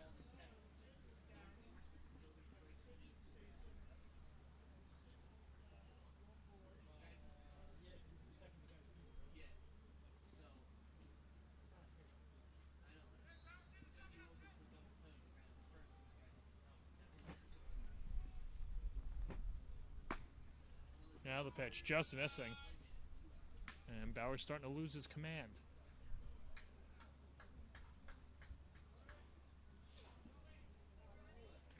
So all started with a walk, and then the fielder's choice, E4. Sandwich in a double play, and then the triple, and then a walk. The bunt goes down, it's a safety squeeze, and there's no play. It's kicked around by Bauer and Podell. Juan Adorno comes in to score, and it's now 5-0 St. Thomas Aquinas. So give the infield hit to Joseph Pena.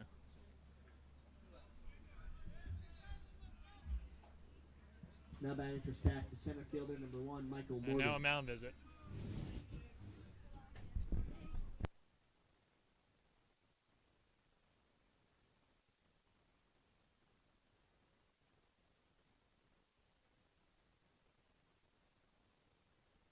And we'll have a new pitcher when we come back.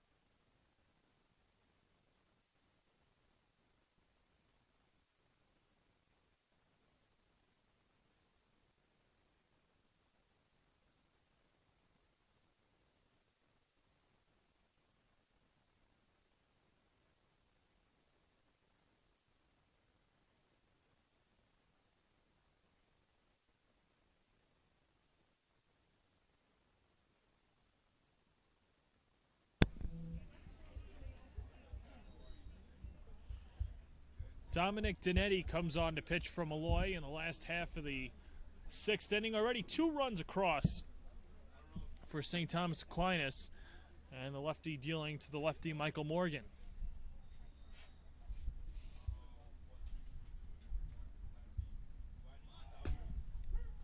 Morgan showing bunt, the throw down to second.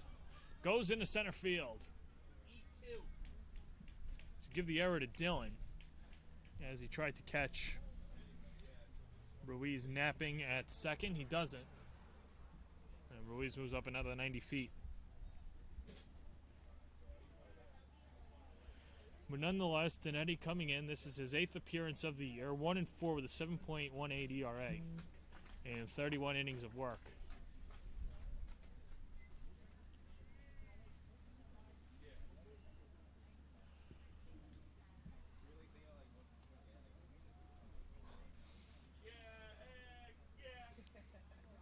Third baseman Podell even with the grass. Nevada holding on the runner. Dinetti now coming over to first with a throw.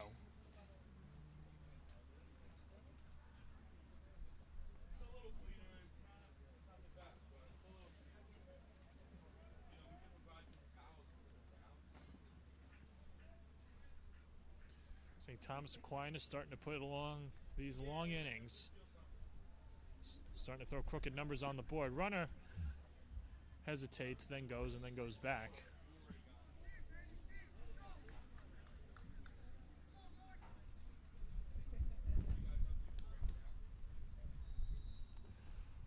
So Dinetti a strike from getting out of it and trying to limit the damage.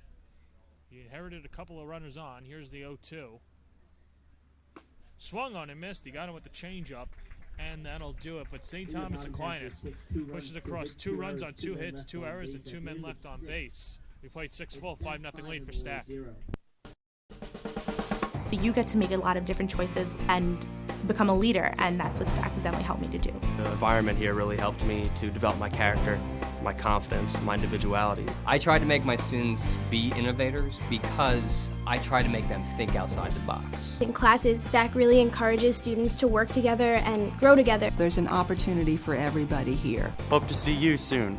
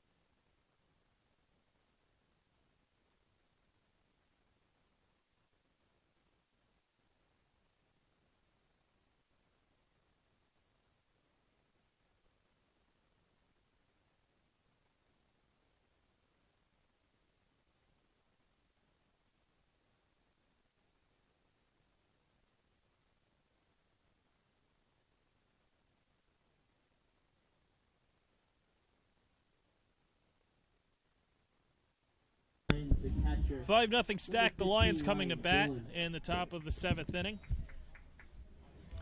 8-9-1 due up for the Lions, and Ryan Dillon is 0 for 2 with 2 sacrifices. Stepping up to the plate. And the pitch, fastball grooved in there for a strike, 0-1. So Frankie Moscatello spending the last inning in the dugout, a long inning in the dugout. See how he responds here, if he just continues to throw up goose eggs.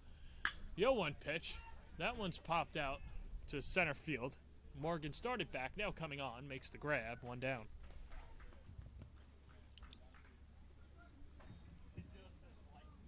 Now batting for the Lions, the left fielder, number 32, Anthony Galanudis.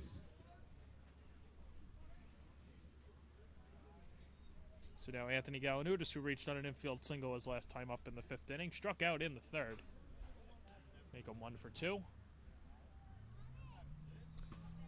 Showing bunt and missing on the bunt.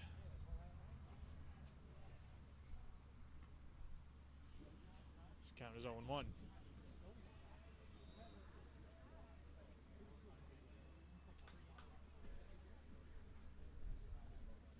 Moscatello working quickly. Delivers a fastball up, 1-1.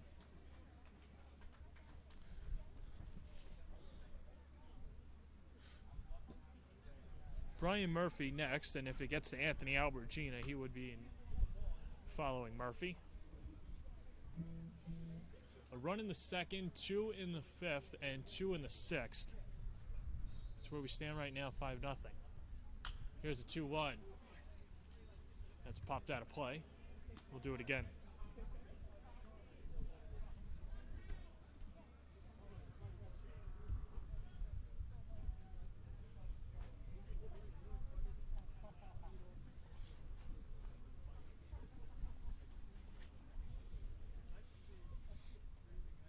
Mascatello from the windup, kicks and delivers, and a fastball fouled off again.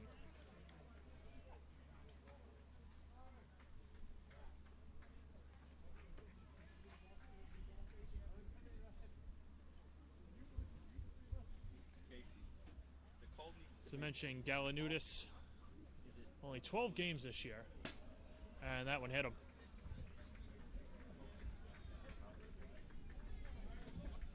Now batting for the Lions, the shortstop number 3, Brian Murphy.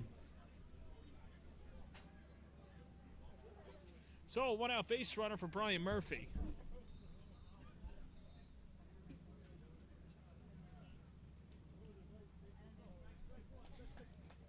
Murphy 1 for 3 on the day with a single in the third. That's sandwiched in between a flyout and a strikeout. Tough guy to double up. And the breaking pitch is above the belt. 1-0.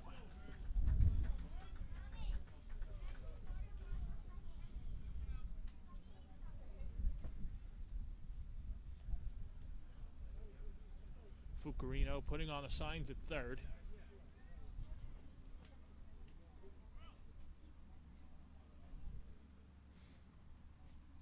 Now the 1-0 fastball. That's high and away, 2-0.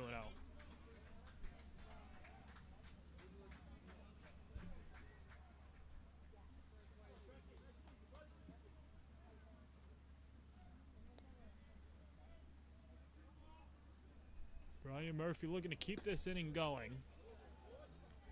And he takes a strike, 2-1.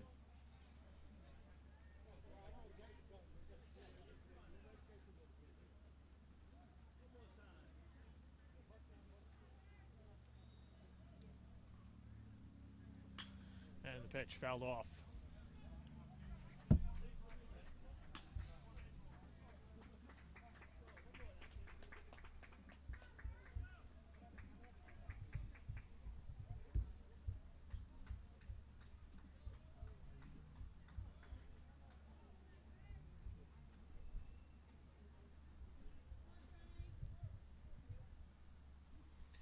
Murphy, a part of the second team, all ECC team. That's a fair ball, and a long throw over to first, and he got him. Anthony Skrelja on the backhand, delivering a strike over to first to retire the speedy Murphy. Now and there's 2 away. Center fielder number 9, Anthony Albertina. So after all of that, Galanudis will go to second.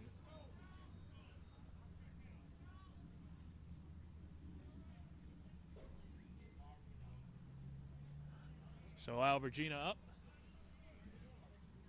0 for 2 with a walk.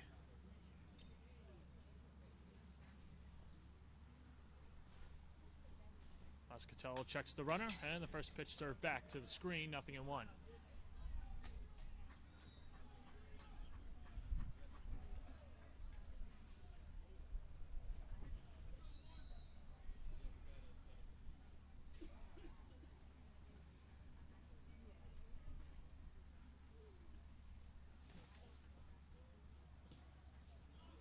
That one in the dirt, kept in front.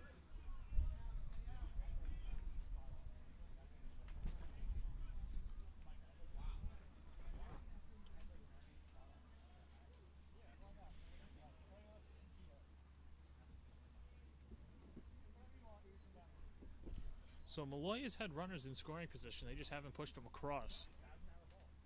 They're in that situation now. Ball and a strike, 2 out with the runner on second. And a curveball is low.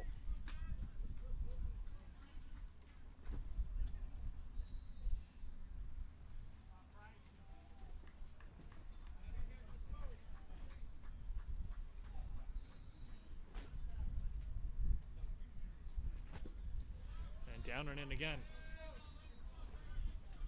Well, Moscatello doesn't throw complete games, and this is probably his last inning of work, you'd have to imagine. Moscat's saying that the plan was for Moscatello to get him through 7 and then hand it over to the bullpen. We've got Navidel, who's the closer. Finko's the 8th inning guy, and Chris Bunnell could be the setup man.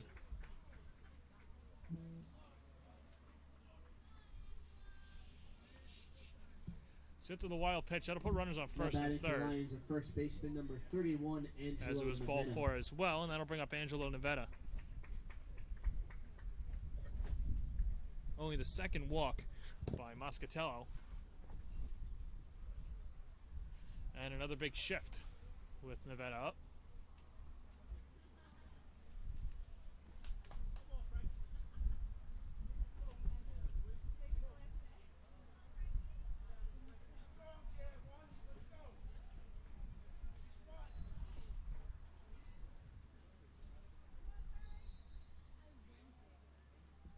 First pitch of Nevada showing bunt, kept in front by Ruiz as the runner moves up to second. So now runners on second and third.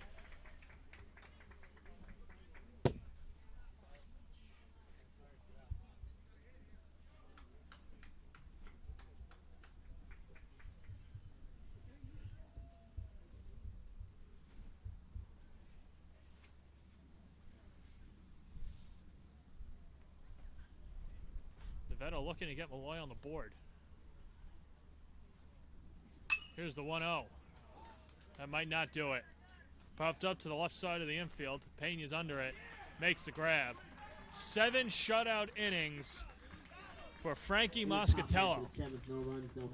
It's time to stretch here at Mitchell Field. A 5-0 lead for Stack. I'm Drew Bogner, president of Molloy College, and I'm here to share with you some really exciting news. Molloy College was recently named the #1 Value All-Star in the United States by Money Magazine. That's right, #1 in the country.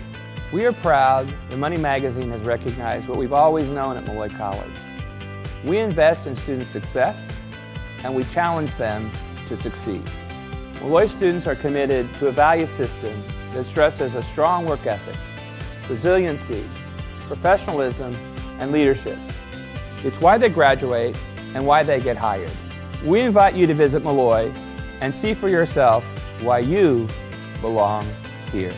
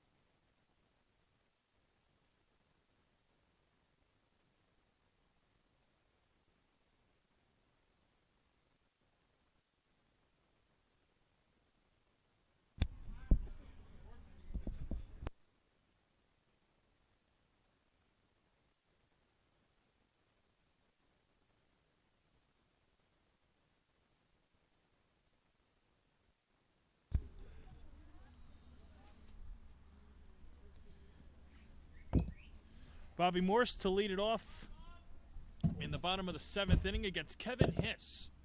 Second reliever used by Molloy after Dinetti got out of runners on the corners jam with a strikeout of Michael Morgan.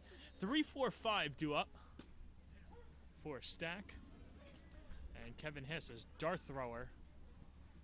He evens the count at 1-1.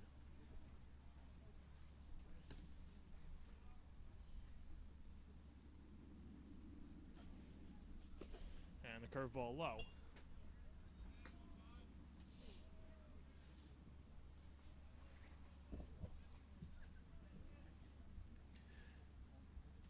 Twelfth appearance this year for Kevin Hess. The 3-2 record, a 5.15 ERA in 36 2/3 innings of work.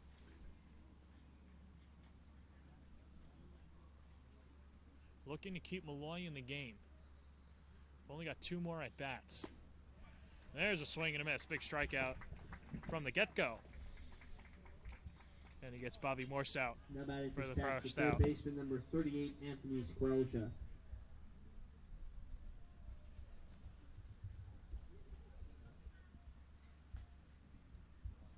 So to bring up Anthony Squelja, held hitless today in 3 at-bats. And the first pitch is low and away, 1-0.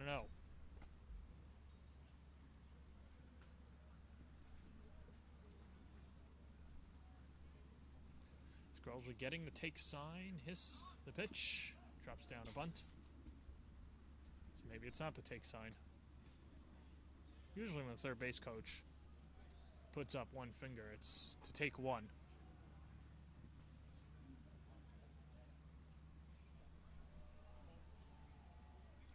Hiss from the windup, kicks and delivers the 1-1 breaking pitch, cut on and missed. 1-2.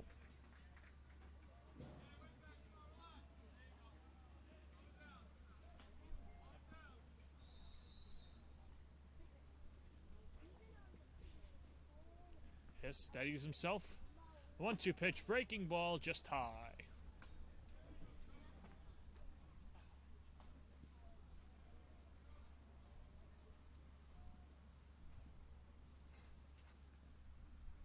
And now the 2-2. Hammered out to right. Leardom ranging over his left, and then he gives way to the center fielder Albertina for the second out. Now batting for Stack, the right fielder number 47, Giovanni Dinkum. And that'll bring up Giovanni Dinkum. 2 for 2 on the day, a home run, a single, and a walk.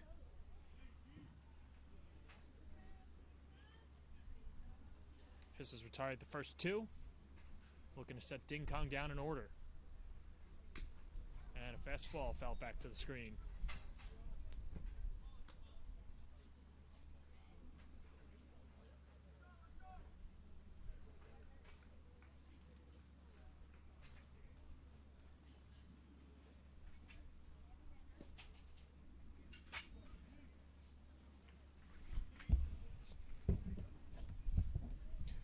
Four, 5, 6 due up for Molloy in the 8th inning. Hess with the count even 1-1. Infield, outfield straight away in a 5-0 game. And a curveball bends in there for a strike, 1-2.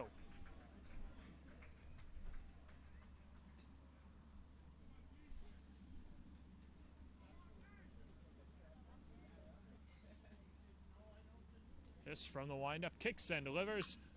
Curveball, punch foul. Off to the right side, and we'll do it again.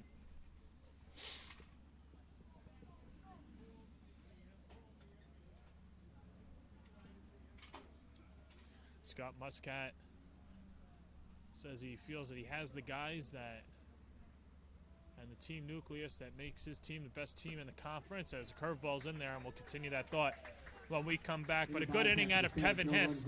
He gets Stack out in order. Played 7 full innings. We'll head to the 8th. Stack up 5-0. If I lose, I'll respond with respect. If I win, I'll back it up with humility. If I fail, I'll rise up with honor. It's tough for us to put it all on the line. Don't undo my hard work with poor sportsmanship. Respect. It's the name of the game.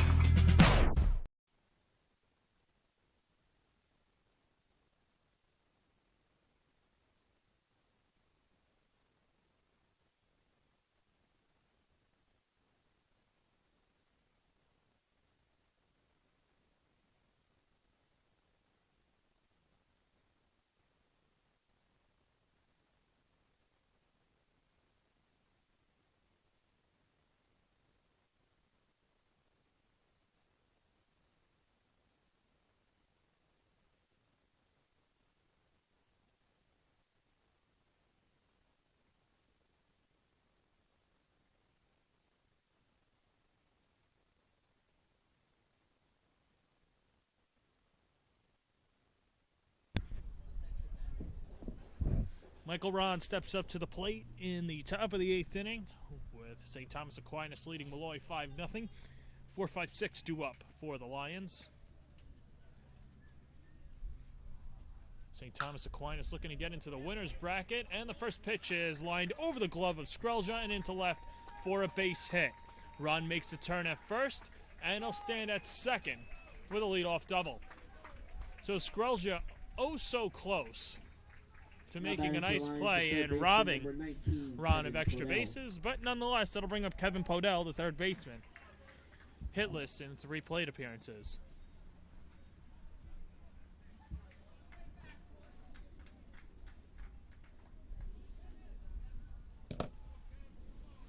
Podell had ground out in the 2nd, hit by a pitch in the 4th, and then grounded out to short his last time up. Good size lead off a 2nd by Ron. And a fastball stays inside out of the arm of Frankie Moscatello. It's 1-0.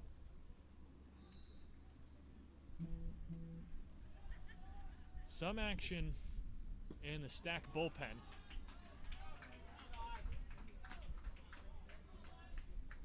And now Scott Muscat will come out to the mound and try to buy his bullpen some time.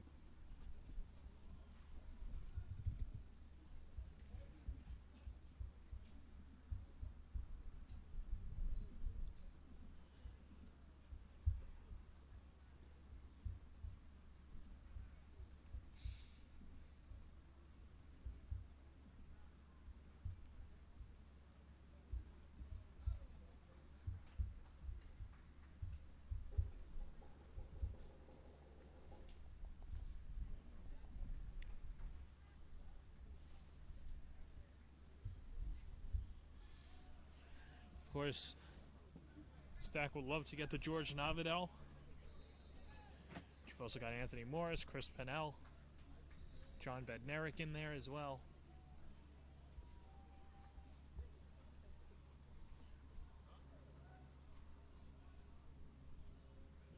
Now the 2-0 pitch. Fastball peppered in there for a strike, 2-1.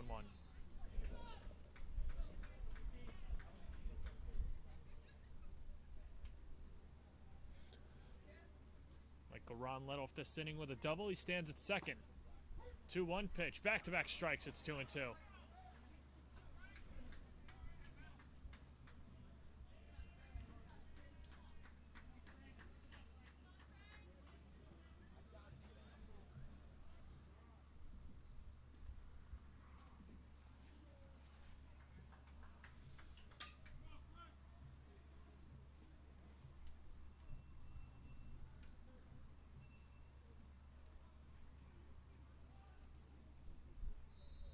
Moscatello checking the runner. 2 times now comes to the plate. The 2-2 fouled back to the screen. We'll do it again.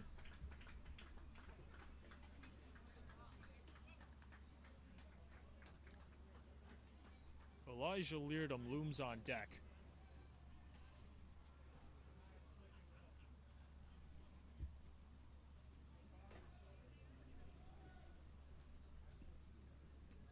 Two balls, 2 strikes, no outs. Runner on second. A fine lead for Stack. Breaking ball. Bounce foul just up the third base line.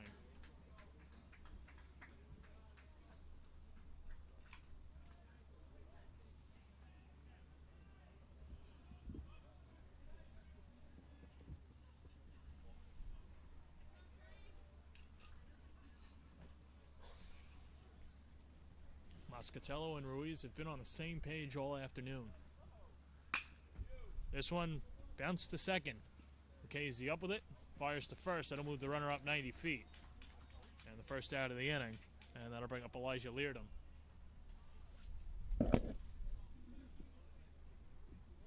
Now batting for the Lions, the right fielder, number 18, Elijah Leardom.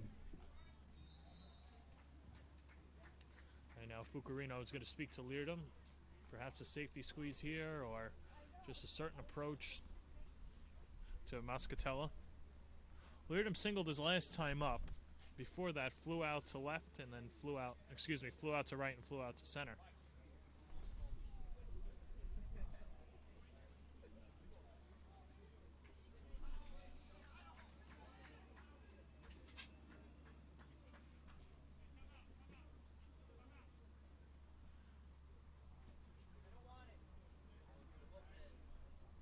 This will bring a call to the bullpen. So Moscatella's day is done. Going 7 1/3 of strong baseball. He'll be responsible for the runner at third. And Moscatella doing a good job of giving his team an opportunity to get to the next round and into the winner's bracket. We'll be back right after this.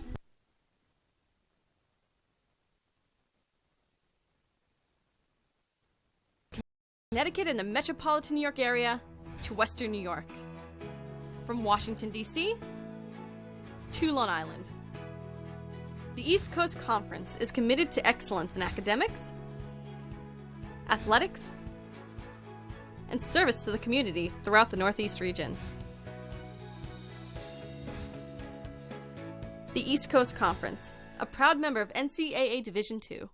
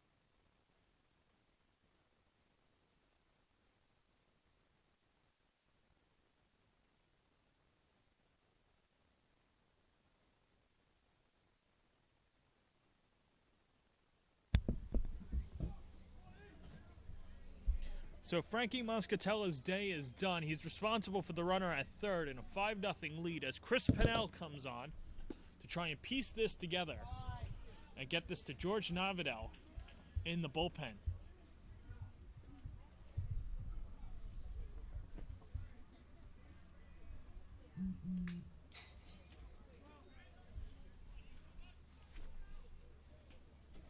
Pinell, a 2-2 record. This is his 22nd appearance of the season.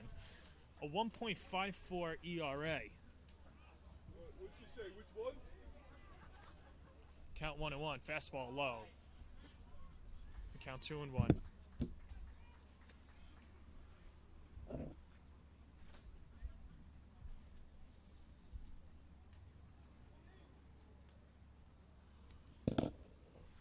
Now the 2-1 from Pinell. Line to right, that's going to fall for a base hit. And coming in to score the first run of the day for Molloy is Michael Ron. And standing at first with an RBI single is Elijah Leardom. So Muscat opting to take out his starter in hopes of getting Leardom out and to keep Molloy off the board. It backfired so far. But if he gets a double play here, it's not so bad.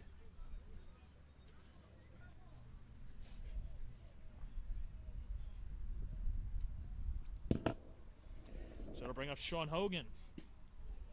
1 for 3 today. Reached on an error his first time up. Singled to left in the 5th and popped out to the third baseman in the 6th. 5-1 lead for St. Thomas Aquinas. So Elijah Leardom off at first. Infield, outfield straight away as the wind starts to swirl.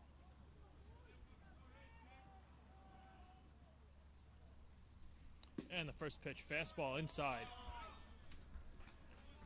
And Pinell having trouble locating, coming out of the bullpen, delivering 2 out of the zone.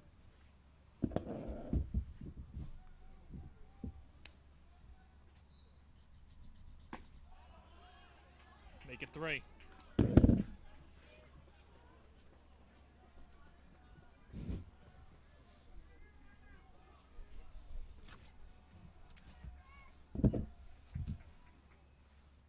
.30 pitch, taking all the way, and Hogan takes a strike. Perhaps another one.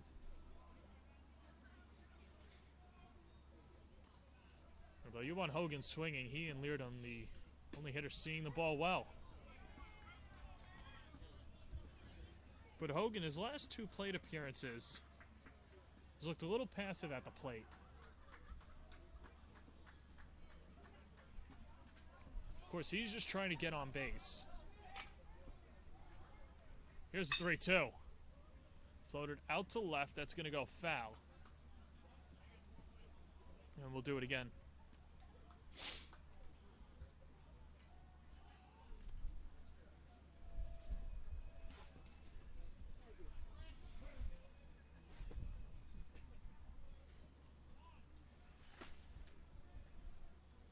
Leardom, good size lead off of first. 3-2 pitch. Hit in the air out to left. Adorno makes the grab, 2 down.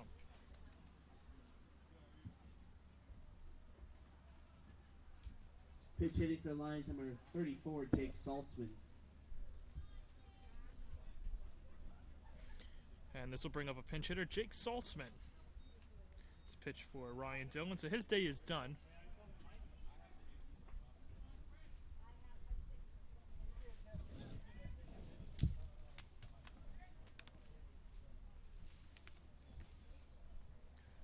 Saltzman, the freshman outfielder out of Plainview Old Bethpage. Takes a first pitch strike, 0-1.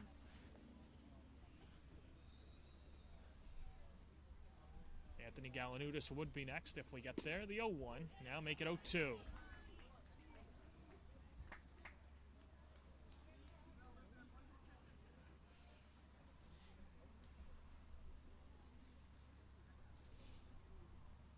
Now the 0-2 pitch. Good morning, good afternoon, good night. Podell gets him with the fastball, and that'll do it. But Molloy gets a run on 2 hits, no errors, and 1 left on base. We'll head to the bottom of the 8th, a 5-1 lead for Stack. Being a champion takes more than talent, more than the perfect pass, more than using your head.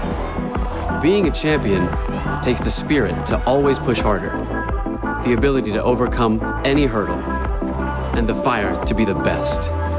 Welcome to Division 2, where the pursuit is yours to create. And the question isn't, can you do it? It's, will you?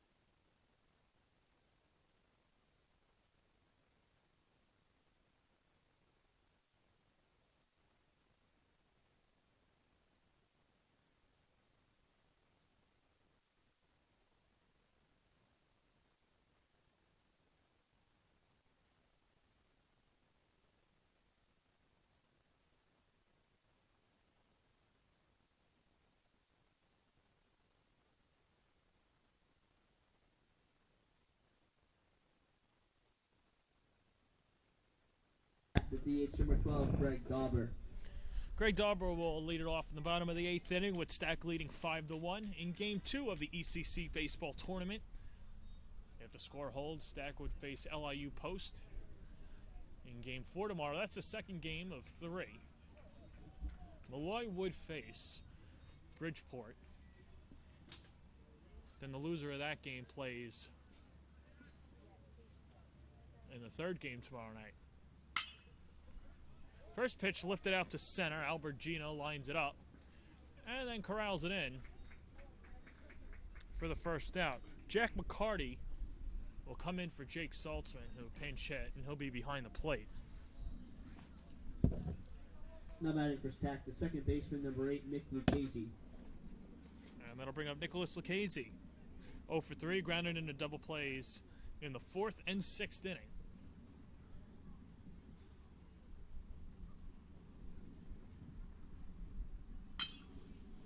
This one bounced up the middle, and it'll be an infield single.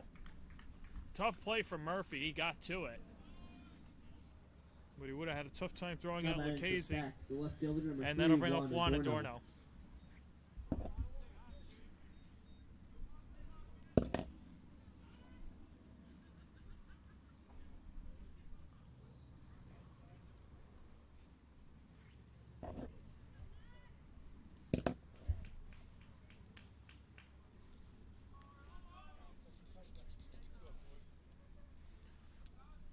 So Adorno, 2 for 3 with a double and a triple, came around to score twice.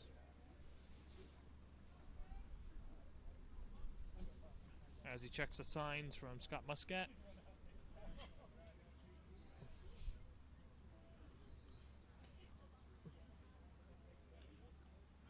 Now the 0-1 runner goes.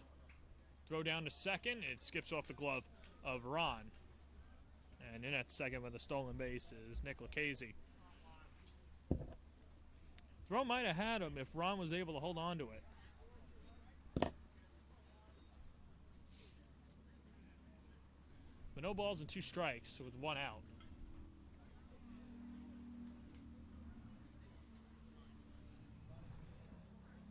Just collecting the sign. Now the 0-2 breaking ball upstairs.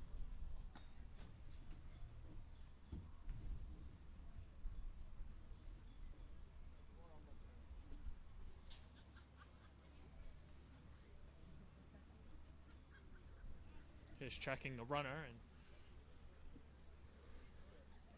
Lucchese not venturing too far off the bag.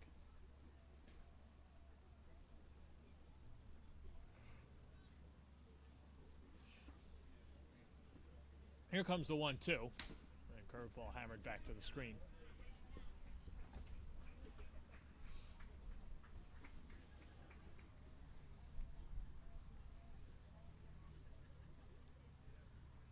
Hess just trying to keep Molloy in this game.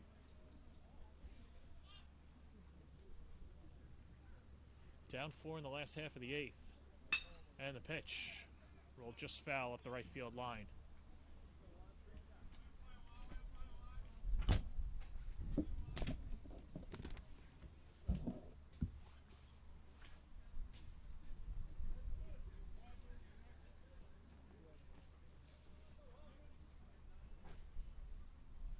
Chris Ruiz stands on deck.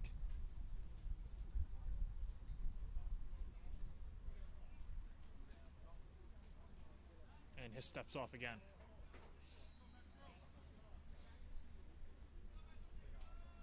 Well, Hess came on in the 7th, and through strikes, he struck out Bobby Morse and then got Anthony Skrelja to fly out, and Dinkum to strike out as well.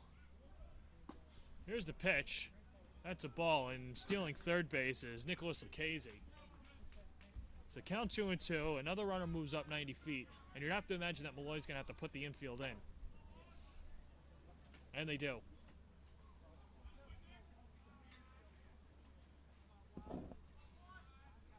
So 2 stolen bases for Lucchese. 2 balls, 2 strikes, and an out to Adorno. The pitch fouled off again.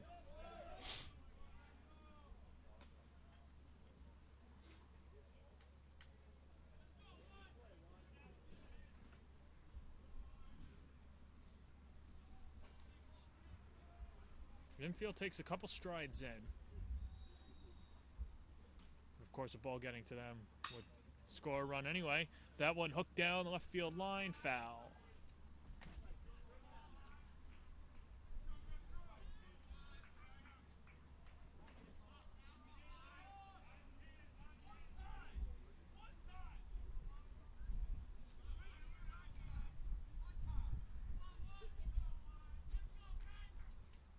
Hess the high set. Now the 2-2. Fastball in the dirt. He's worked the count full.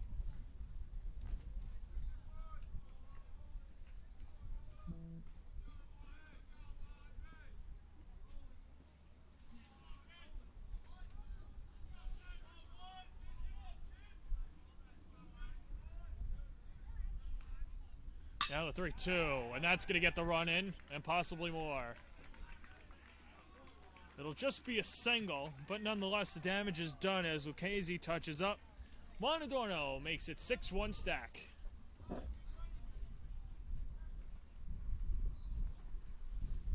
Now batting for Stack, the catcher, number 23, Chris Ruiz.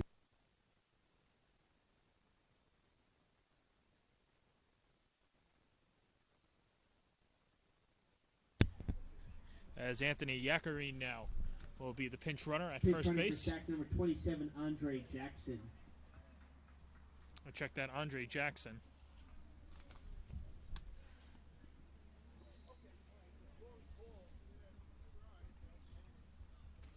And here's Chris Ruiz.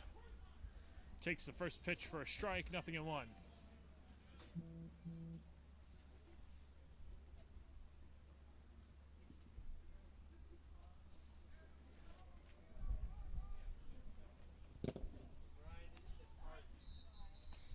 Hess with a throw over. Andre Jackson at first base.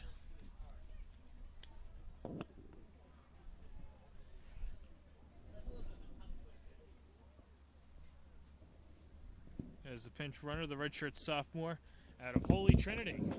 Runner goes, the pitch is a strike, throw down to second. In time, he got him.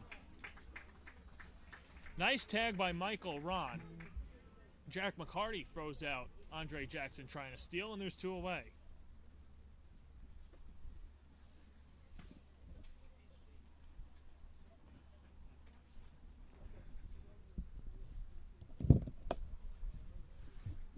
So hits a strike from getting out of it. Here's the 0-2, breaking ball low.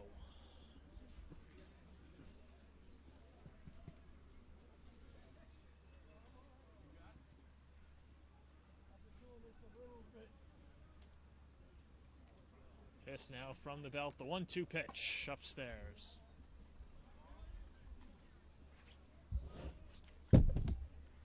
In the 9th inning for Molloy, it'll be Anthony Galanudis, Brian Murphy, and Anthony Albertina, barring any changes. 2-2 pitch popped up. Let's see if it stays in play. And it'll go out of play.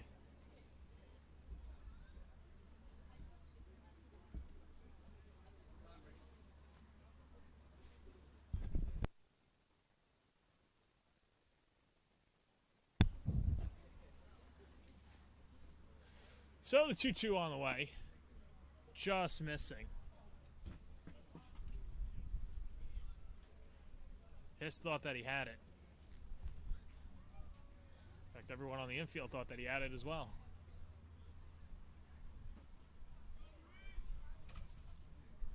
So 3-2 pitch upcoming. And he walked him.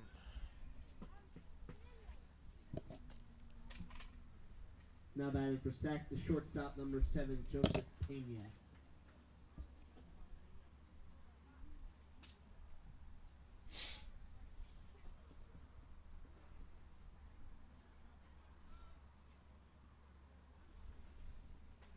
So now top of the order for St. Thomas Aquinas, it's Joseph Pena, who is 2 for 3 on the day with a walk, and he takes the first pitch strike, 0-1.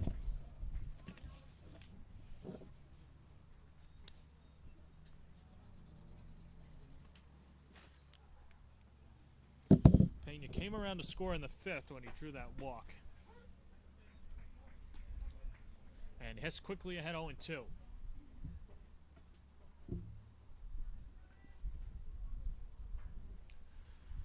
St. Thomas Aquinas, one of the few teams on the East Coast to play all 50 games this year. They've worked around it. When there were rainouts, they worked out makeup dates and got all 50 in, which is not easy to do, especially this spring of 2017.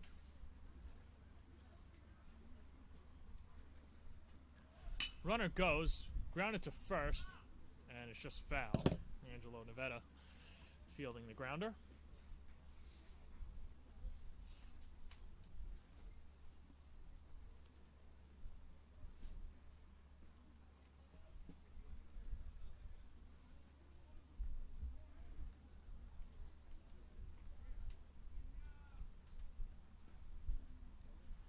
Now the 1-2, just outside. This has been close.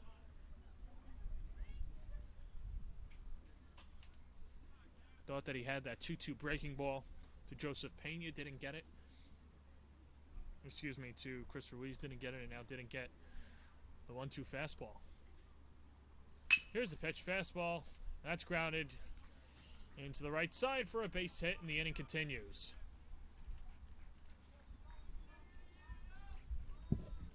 Now batting for Stack, the center fielder, number 1, Michael Morgan. And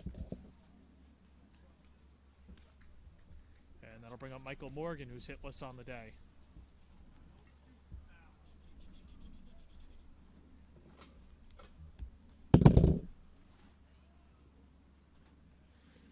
So Morgan, the walk in the first, ground out to third in the third, grounded out to second in the fifth, and struck out in the sixth. 0 for 3. And Hess once again ahead, 0-1.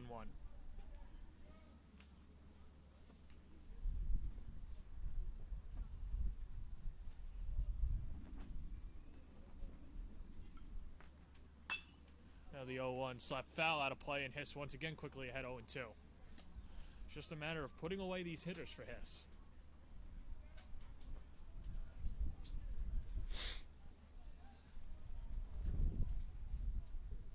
Ruiz off of second, Pena off of first. And the pitch in there, strike 3 called. Finally, says Kevin Hess as he walks off. But he gives up another run as we'll head to the top of the 9th inning, a 6-1 lead for Stack. I'm Drew Bogner, president of Molloy College, and I'm here to share with you some really exciting news. Molloy College was recently named the #1 Value All-Star in the United States by Money Magazine. That's right, #1 in the country. We are proud that Money Magazine has recognized what we've always known at Molloy College. We invest in student success, and we challenge them to succeed. Molloy students are committed to a value system that stresses a strong work ethic, resiliency, professionalism, and leadership. It's why they graduate and why they get hired. We invite you to visit Molloy and see for yourself why you belong here.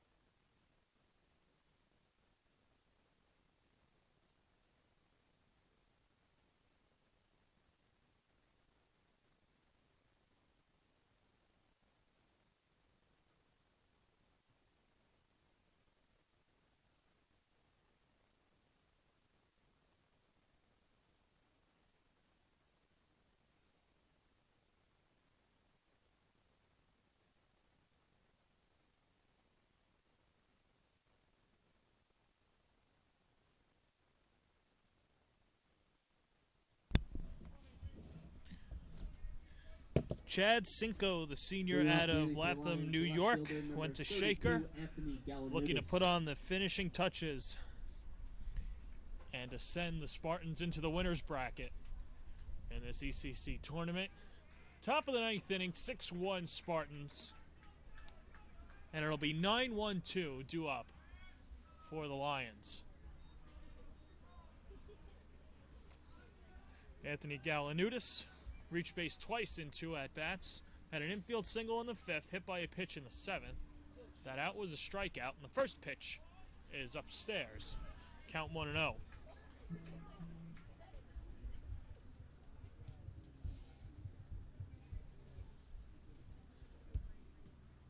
Cinco working quickly, but delivering a pitch just low. 2-0. 21st appearance for the senior. 4 wins, 2 losses, and 33 innings of work. A 1.91 ERA. but he's quickly behind 3-0.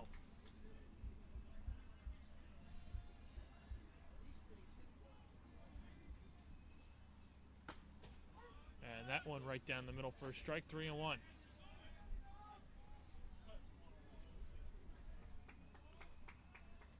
Well, with Stack getting the run back, it takes out the grand slam possibility. Of course, a grand slam wouldn't hurt him.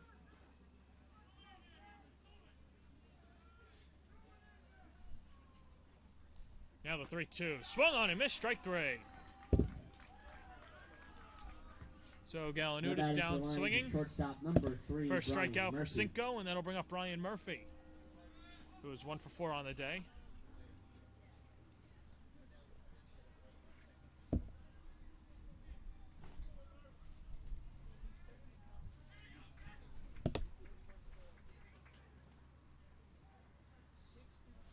Righty on righty matchup, and the first pitch to Murphy is low. Of course, the way that last at bat went, with Cinco throwing out of the zone, he's got Murphy right where he wants him.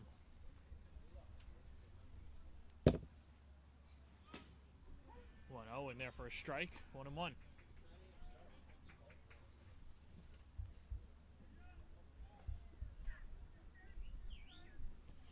So you'd have to imagine that Chris Cepeda gets to start tomorrow for St. Thomas Aquinas. This one served into center, and that's going to fall for a base hit.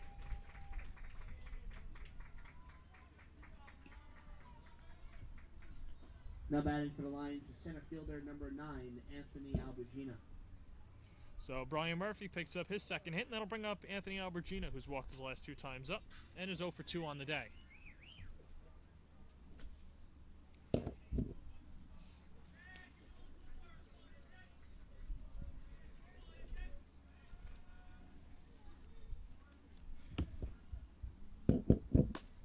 First pitch to Albertina misses. Count 1-0. So we haven't seen a first pitch strike out of Cinco yet. A guy that is known to get a lot of ground balls. The 1-0 pitch downstairs, 2-0. So Cinco just not getting any of these hitters to bite. And a good job out of Molloy with some patience at the plate.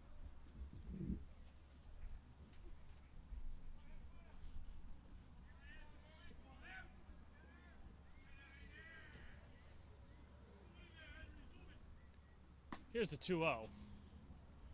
Taken high and wide, 3-0.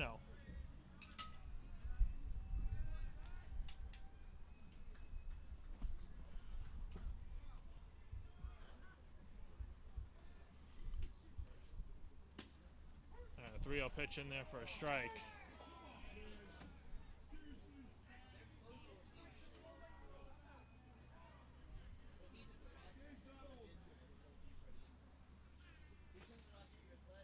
Good lead off of first by Murphy. And that one is in the hole. That's a base hit. So back-to-back singles. And Molloy has something cooking for Angelo Nevada. Now batting for the Lions, the first baseman number 31, Angelo Nevada.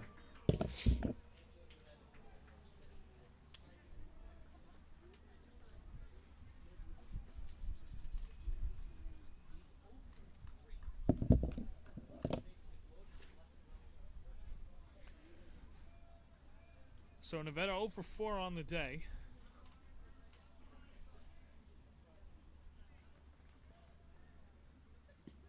Remember, he rolled into that big double play in the 5th inning with Molloy down 1-0. And since that double play, Spartans have scored 5 of the next 6 runs in the game. They lead this one 6-1. And Nevada swinging and missing at the first 2 pitches. Count quickly 0-2.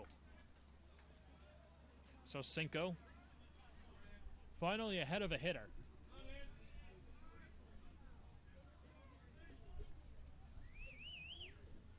No shift this time for Nevada, as we saw the last 2 at-bats. Curveball swung on and missed. A throw down to first, not in time. But Nevada strikes out. There's 2 down. And last hope for Molloy, that'll be Michael now Ron. For Lions, the second baseman, number 11, Michael Ron. Ron, who doubled his last time up, 1 for 4 on the day.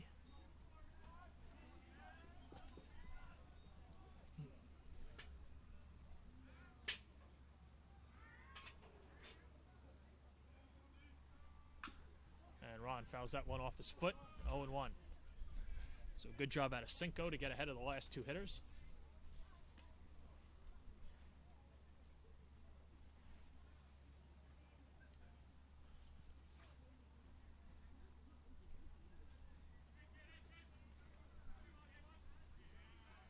Runners on first and second and 2 outs. A 6-1 lead for Stack.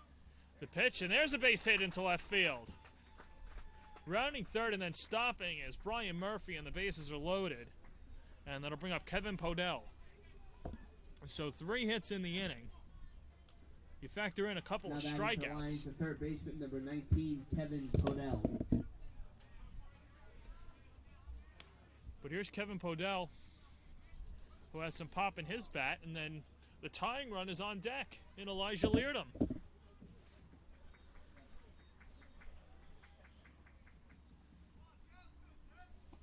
Here's the first pitch. It's downstairs. Biggest at-bat of the ball game for Podell and this Lions team.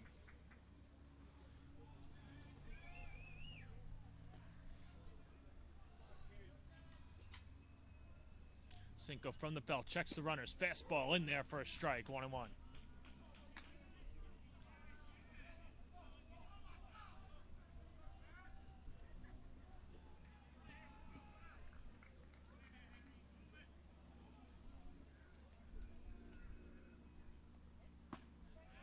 One and 2. And